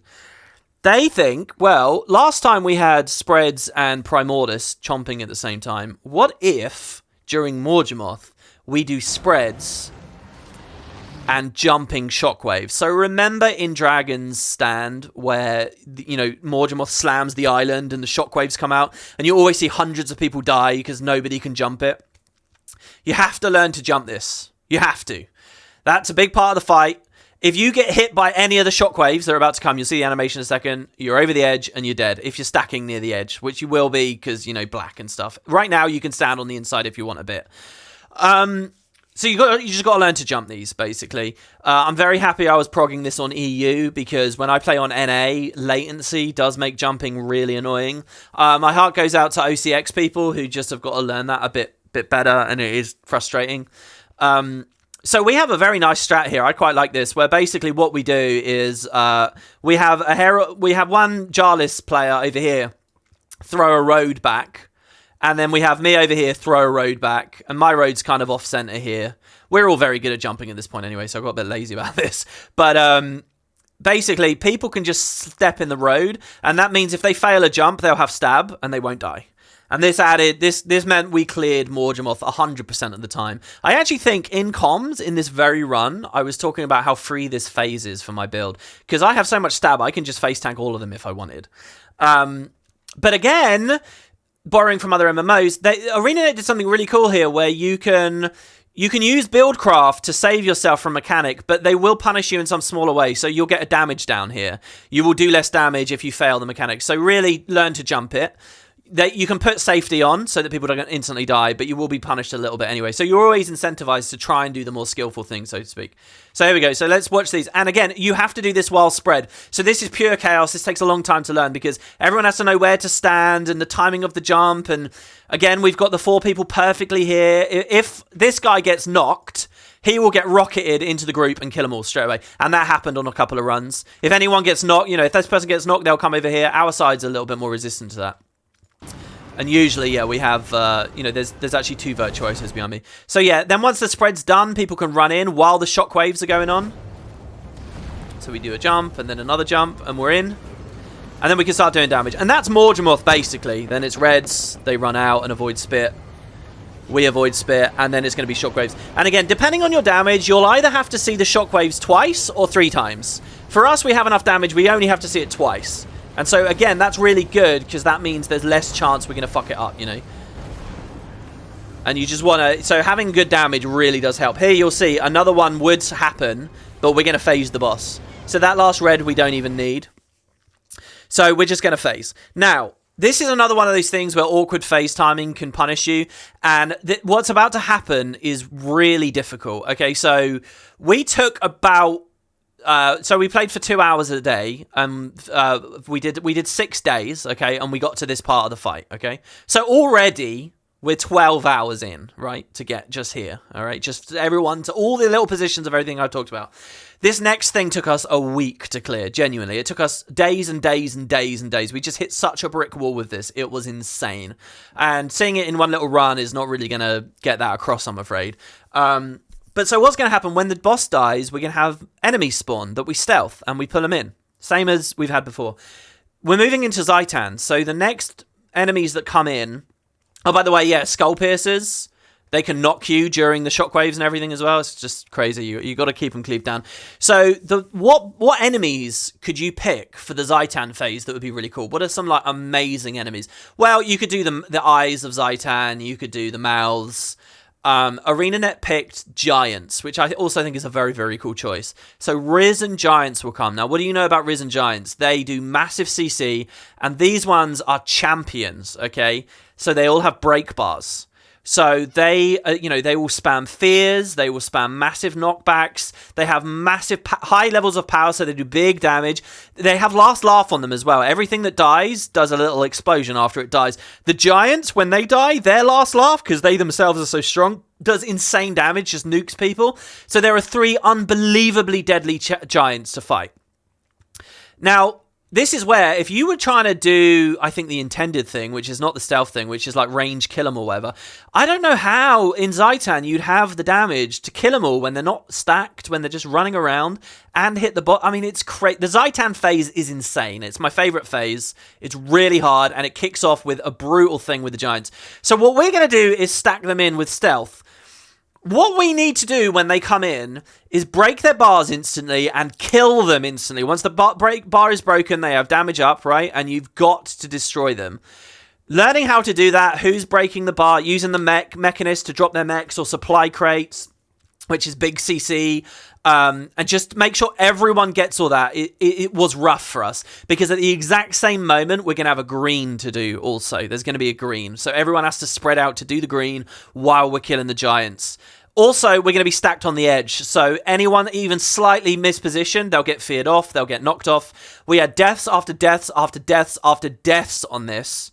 And what you're going to see, eventually, we got it. And once you get it, you're going to see a beautiful, clean run that does not speak at all as to how much work there was that went into it. So here's us killing the giants.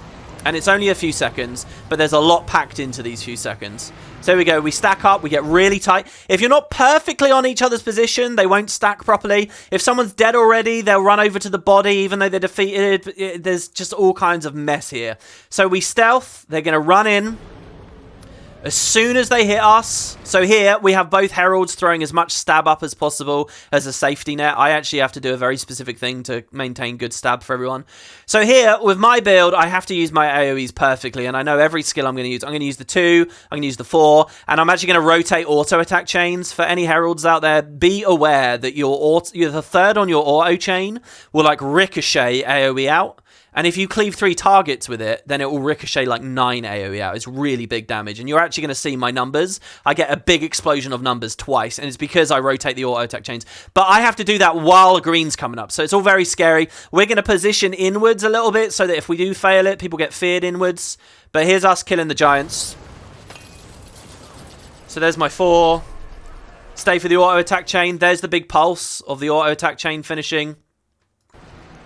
And now I'm going to dodge back. This was actually a sloppy giants. Usually they're all dead at this point. One survived this time. We've had this countless times. We know what to do if one survives. I'm going to double tap this F2, or I should, while staying in. Actually, I think, yeah, there you go. So people are safe. Here's another monster spawning. We'll talk about that in a second.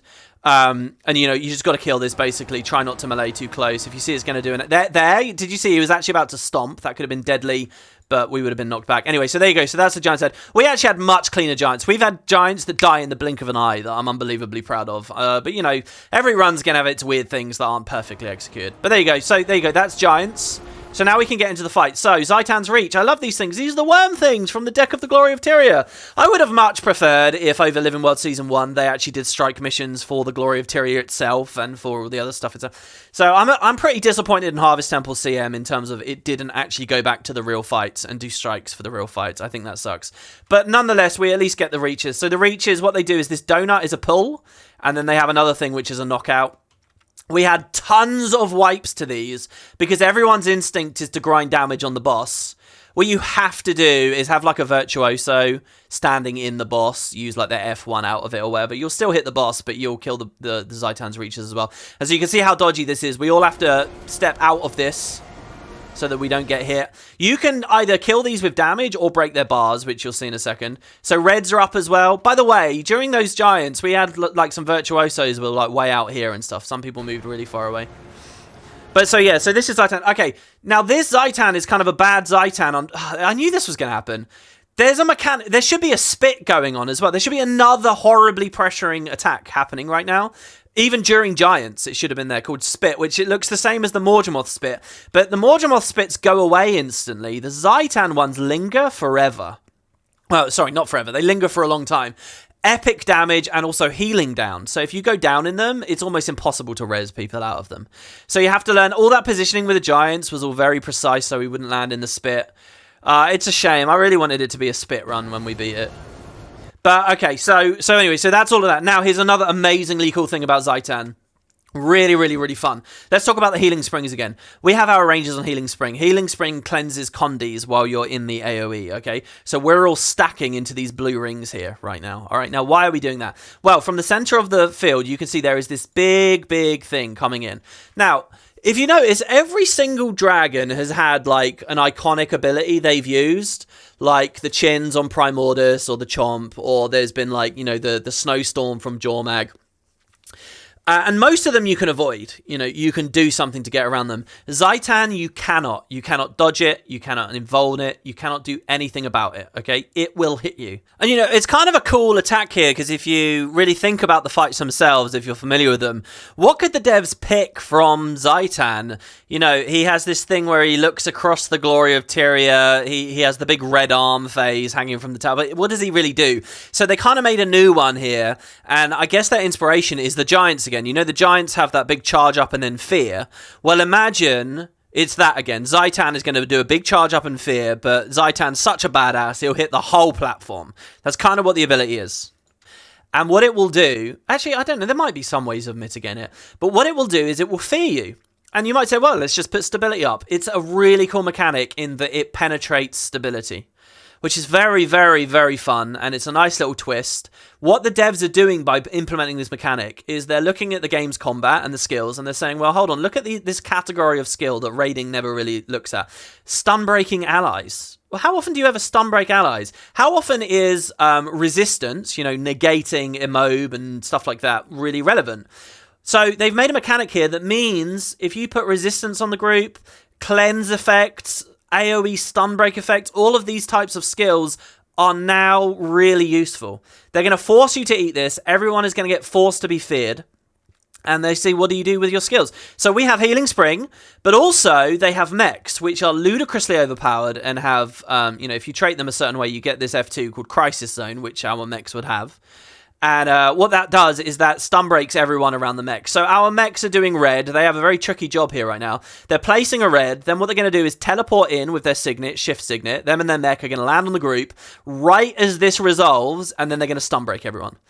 And the mechs have to learn how to do that, or people get feared and die. You're either going to get feared and go over the edge, or you're going to get feared and go into this. Actually, you'll always be feared away from Zhaitan, I think. So you're just going to go into this crap and die. So players like need to learn their own stun break or rely on a mech. Our safety net is I know my own stun breaks. Some of our builds might not have them.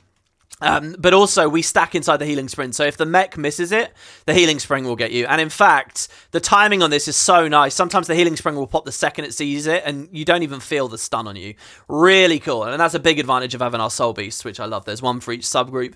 This is all very, very specifically, like, set up. I mean, how cool is this? And to make it even cooler, this thing does insane damage as well. Like, mental damage. If you don't have Prot on the group, brutally dangerous. Now, if you're running quick brands, you might not have Prot on the group. It depends on your composition. For us on Herald, one of the advantages is we get like just constant uptime on all these other boons. So we have Prot, but also on Jarlis, I can use my Jarlis Elite, I can use my Jarlis F2 to massively reduce the incoming damage. Now, I believe on this run, not only was it a no spit run, which sucks, because it's so easy when there's no spit, but also I don't think I even get Jarlis on this first one, which is a real shame.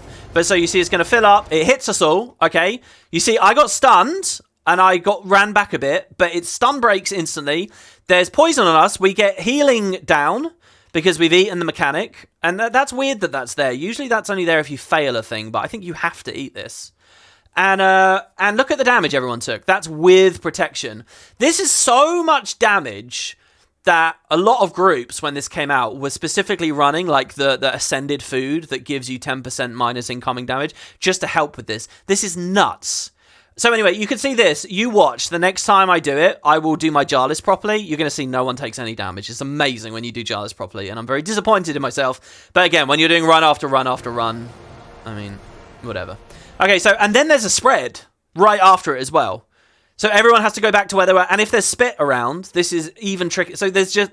Zhaitan is a very cool phase. There's a lot happening. Not to mention the worms, which you have to keep clearing. So there's the spread. And it's only now, after the spread, we can get back in and heal. And at the same moment, suddenly green's back. And there's a Zhaitan's reach on this. So this green wipes us very often, or used to, because this thing would knock people off. This is why I have staff on my second set, so that I can use the staff block. You could technically evade with a hammer if you wanted. I don't really like doing that. What we actually got very good at is just killing the worms. We have enough damage that we can get through anything easily anyway. So we have a Virtuosos hit them, which is excellent. Also, always, my elite is up at this point with the way that this plays. And I usually throw my chaotic blast on it. Not only is it epic damage, but it's CC as well, so you can just deal with it. But for a long time we were struggling with worms like this. The worm spawning is random as well, by the way, so it's very weird how this run goes. I'm so sad there's no spit. Usually you're navigating spit here as well. Zhaitan's face is all over your screen. I've got to show you guys another run of this. I'll edit that in, don't worry. So anyway, so we go back in after that green. And now the mechs are dropping red right now. there it is. We're going to have another big nuke here. I think I will Jarlis. There you go. So I put my Jarlis ult up. I actually don't have F2, but look at that now. Look at that. Beauty. No one takes any damage. So, and again, this is all buildcraft. This is what I really love about the game. So there you go. We spread, and there's not so much pressure. Move back in. That Zhaitan cleared, basically. One final green.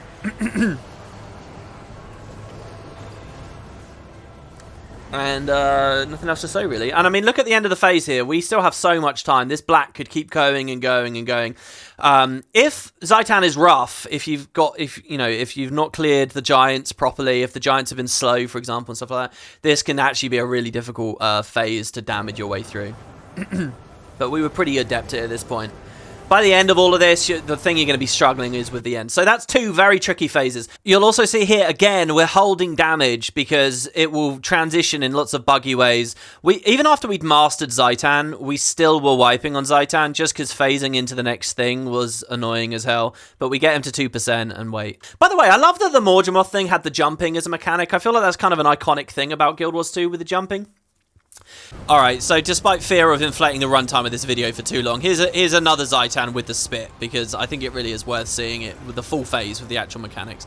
So this is the death of Mordremoth. This will probably be cleaner giants as well. This was earlier that same day. So giants come in, we stab, we stun. Well, again, watch the auto attack chain. It's a really satisfying big. There it is, the big pulse. They all die together. Okay, so you see all these other AoEs everywhere.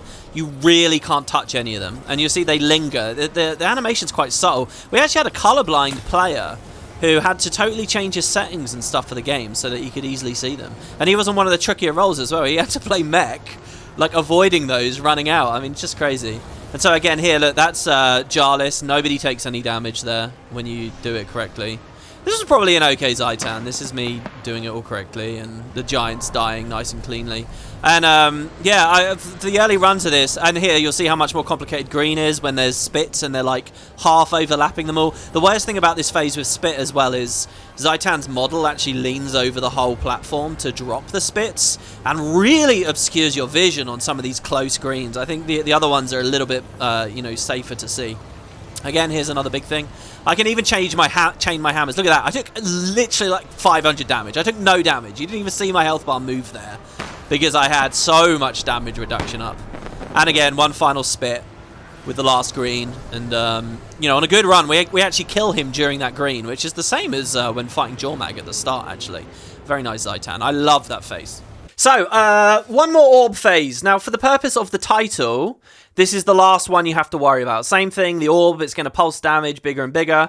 You have to push it into one spot and then into another. Now, the devs were really nasty about this one. Aurene is going to purify an area. The orb starts in the middle, and they're going to put a champion in between it.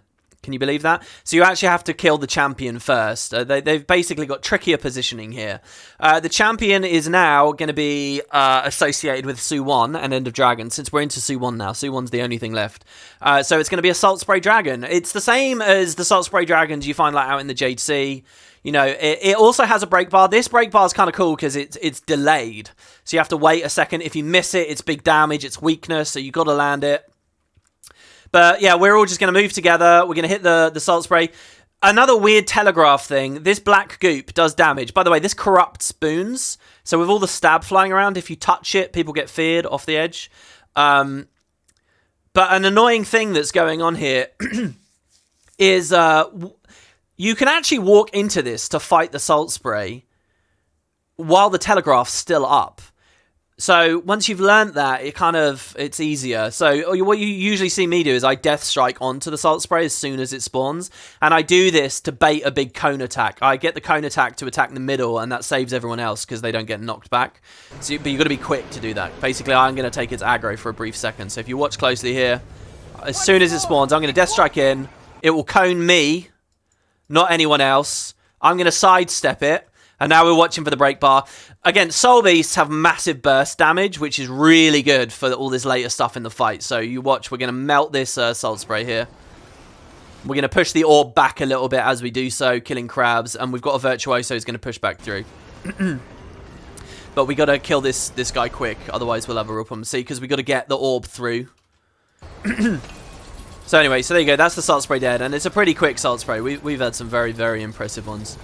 Here you see, you now got all these orbs circling around. These will be here for the rest of the fight. There's the Mordremoth one, the Jormag one.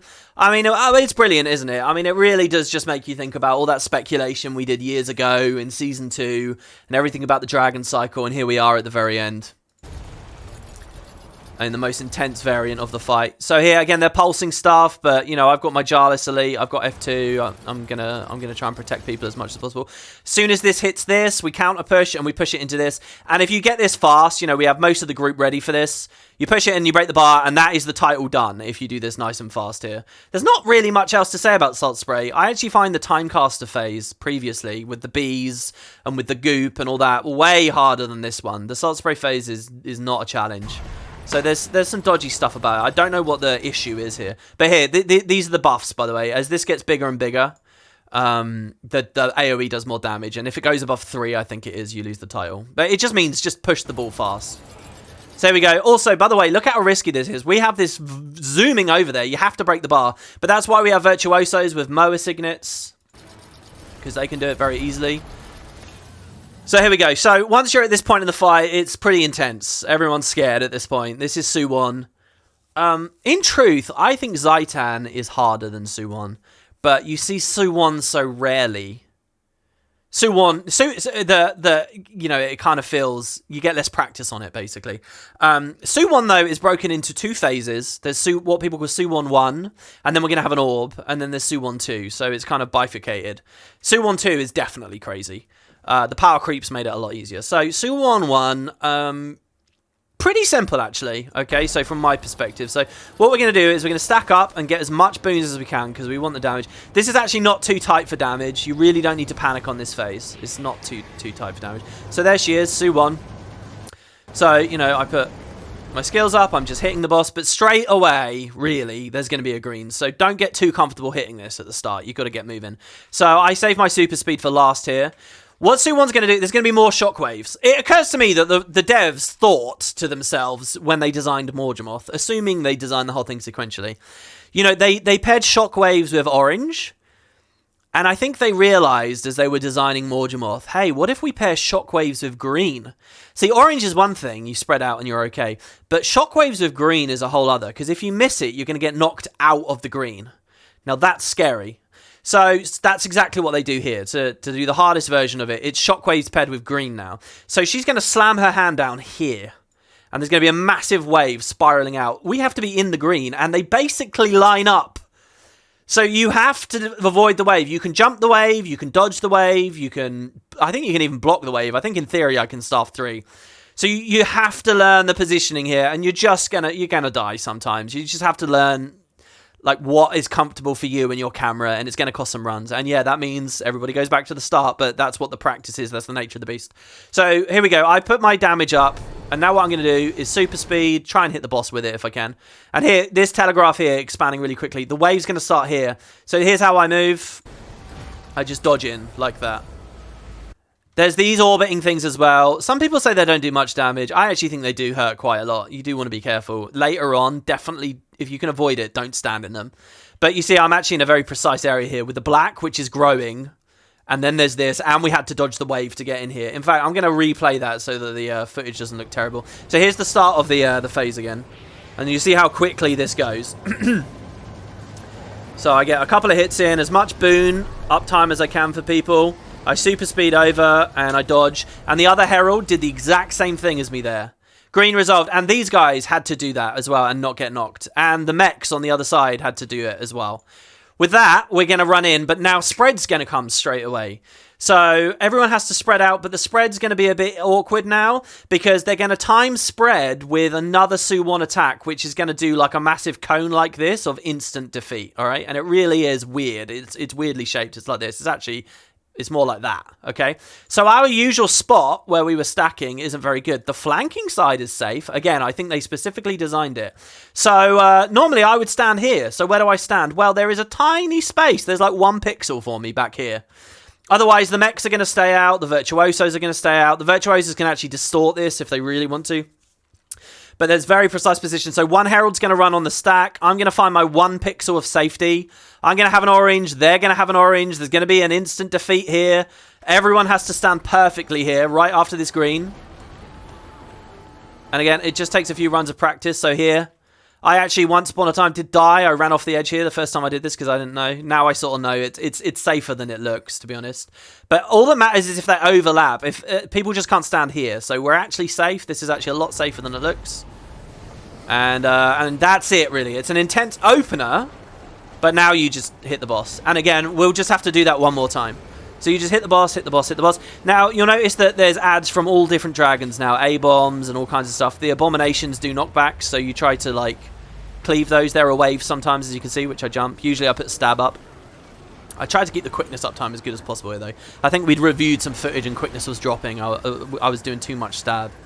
But yeah, so, and look, there's spits and things, but you can just stand on the stack. I'm not quite sure why those are there. So for this next one, the greens are going to move a bit because the blacks come out. So everyone sort of gets to know what green they want to do. We portal here. I could just run to it. This portal is not necessary. But you see, the impact zone is here, so it is pretty scary to run through in that direction. You'd have to be pretty preemptive about it. I'm going to port through, and it's a very simple job. And, you know, all that would have happened is in communication, someone would have said portal. And so, you know, I just, you know, one easy little dodge. Another thing on a lot of runs I was doing is here, I actually have Jarlis, and I throw a road on these guys. Because these guys were getting knocked off fairly regularly. I mean, not that anyone was failing. You know, just stuff kills you. So it's just more safety as much as you can. But yeah, so we do that. And again, it's going to be spread in the claw. And I've got a bit of a run to do this time. So, and again, every time these orange comes up, it has to be 7 of us are on the inside. So that only 1 person on the DPS stack gets it. If we mess that up, ever so slightly, there will be 2 people with it on there. And they'll blow each other up. And if you have a defeat at this point, which is easy to happen, then there'll be 2 on there and you blow each other up. In fact, I have a run where I showed it during the review footage. We had a defeat, so there were 2, so someone stood in the middle and then we all wiped. The wipe I showed in the review at the start of this video. But yeah, so there is more going on under the hood there. But there you go, so we clear that. And at 50% she's going to phase. I would like to just hit the boss here. But because, again, of all the phasing bugs and nonsense, what we actually do is we hold damage. And look, we got loads of time. Again, so damage really isn't that major here. It's a pretty chill phase. So we're just going to stow weapons when we always go to 52% and then wait. And you can cleave ads if you like. But we wait for this wave, and as soon as the wave appears, that's when we phase it. I kind of don't like that because it's, you know... It's a bit dodgy in terms of the timing sometimes. But whatever. Okay, so this is the last orb. And ArenaNet never made this a part of the title. This is my biggest disappointment with the fight. I'm really sad about this. Now, back when End of Dragons came out, if you watched me doing my original like stream playthrough of it, you remember when I did the normal mode strike, I marveled at how this would be in the hardcore version of it, in the CM version of it. I marveled at that because... what's happening here is the orb is vomiting out black balls in 4 directions. You can see a couple of them here, and they bounce all over the place. These are unbelievably deadly. They're like, these things will one-shot you, okay? Now, the idea here is we can actually do damage to the Dragon Void now. You can actually hurt it. Finally, we can hurt it. And the idea is, obviously, you're supposed to have some people here, some people here, some people here, some people here. You're all hitting it, trying to keep it centered so it doesn't go into the reds or the blacks. By the way, look at how the mechs have been playing now. They've been playing slightly differently because these will just keep building up through both Soo Won phases. So you got to be, and you're going to lose a lot of time. All right, so they just keep building. That's on pause for now, at least. But there's a beautiful idea at play here, which is that everyone's around it, but the black orbs are instant death and they're getting vomited out. So everyone should be rotating like this. Everyone should be constant in like a dance, you know, in like a beautiful like spin around the orb as we're all perfectly in our positions, like in a true display of coordination. Like this is just the coolest idea, the most punishing, insane thing. But then ArenaNet did a thing where they said, well, okay, we'll let people mitigate it through buildcraft, which I've been applauding everywhere else in the fight, you know, stab and the stun breaks and all that kind of stuff, which I like, but I think they've made it too easy on this one. So, you know, if you were running quick brands, they could use their bubbles, you know, from their F3, and they could use shield in theory. I don't know whether you really want to, but they can chain it, and there is some cool coordination where you sync up with the other quick brand, and you go. The easiest way to do it is actually to play a Ventari Rev. So we have 2 Jarless Heralds, but now we come back to the Vindicator. We've had a Vindicator this whole time, because it does good damage, power damage, but also it can run in its other legend, a Ventari tablet. And all they have to do is just hold the tablet on it. Incredibly easy. And now the black balls aren't there. And the whole thing's really easy. You just put half your players here, half your players here. That's why we have a heart and a circle. And you just hit it. So the whole phase is like but a mere shadow of what it otherwise could be.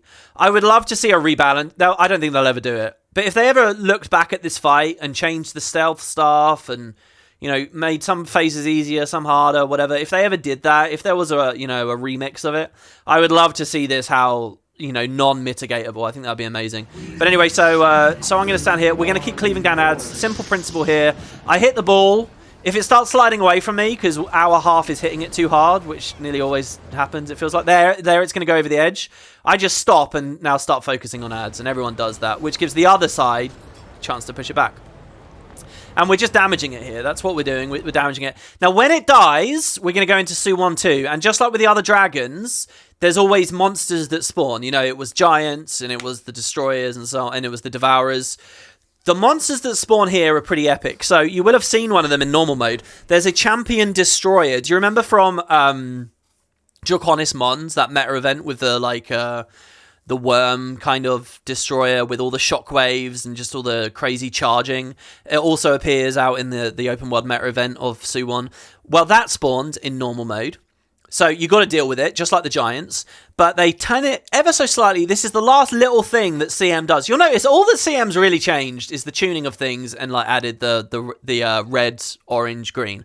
Well, they do add another little boss at the end. There's now an Ice Brood Goliath as well. So there's a destroyer, there's a fire and ice. Guess it's something Dragonstorm related or whatever, I don't know. I actually think an amazing idea at the end here would have been to have had like a Void Bram and a Void Ryland, because I feel like that's what they're getting at.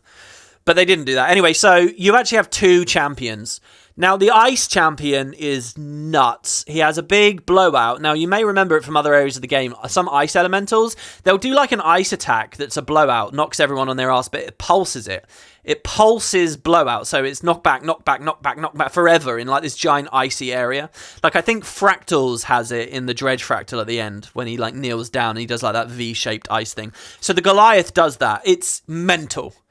So what the strategy the community's landed on is they kill the Goliath. You can leave the Destroyer. The Destroyer will charge around. It will do like big fire everywhere. But the Goliath is truly deadly. So what we're going to do, already we're thinking about this. We actually have our Rev dead, by the way. Our Vindicator dead. So they can't move the tablet. So you can see the orbs. So this is a bit of chaos here. But they're going to res and then they'll move the tablet again. So we're gonna stand here just based on where all the different AoEs and telegraphs and mechanics are gonna be. We've got a portal ready near the boss. We're gonna, as soon as this thing dies, there's gonna be ads, so you have to be careful you don't unstealth. We're gonna mass invis, stack on tag. Everything will run in, both the Destroyer and the Ice Brood guys. Then we're gonna break their bars, nuke them. Greens will be up instantly. Half of us are gonna port to fight Soo Won. The rest are gonna go do the greens. And then the Virtuosos will finish off the Goliath from range, and hopefully the Destroyer, while everyone else hits the boss, because you do not get much time. Reds will start coming again, and this field is just going to fill up. That's Soo Won 2, that's the end of the fight. It's incredibly tricky, and you're already thinking about it here with this orb. So here we go. We're going to finish the orb off, and we need to get in position. And I need to get my CC ready. I need to get boons on people. We need 25 might, we need quickness, because we really want to burst these guys as hard as we can.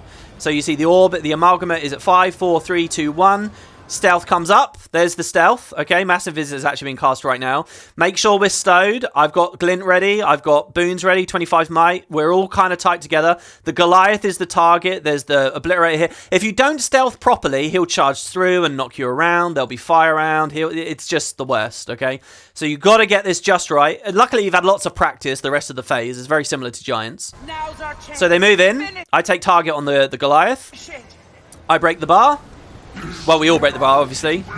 I actually clicked buttons so fast, I never got my damage up here. I did press this, but I moved into Sword 2 too quickly. So we're just trying to burst this before green's up. Now, if you're a really good team, I think if you... Like, Blade Swan is very big damage at the moment. I think if you use enough Blade Swans, you can just kill this straight up. We did very good here, though. I think we put it to like 10%. I actually port out quite earlier than I need to.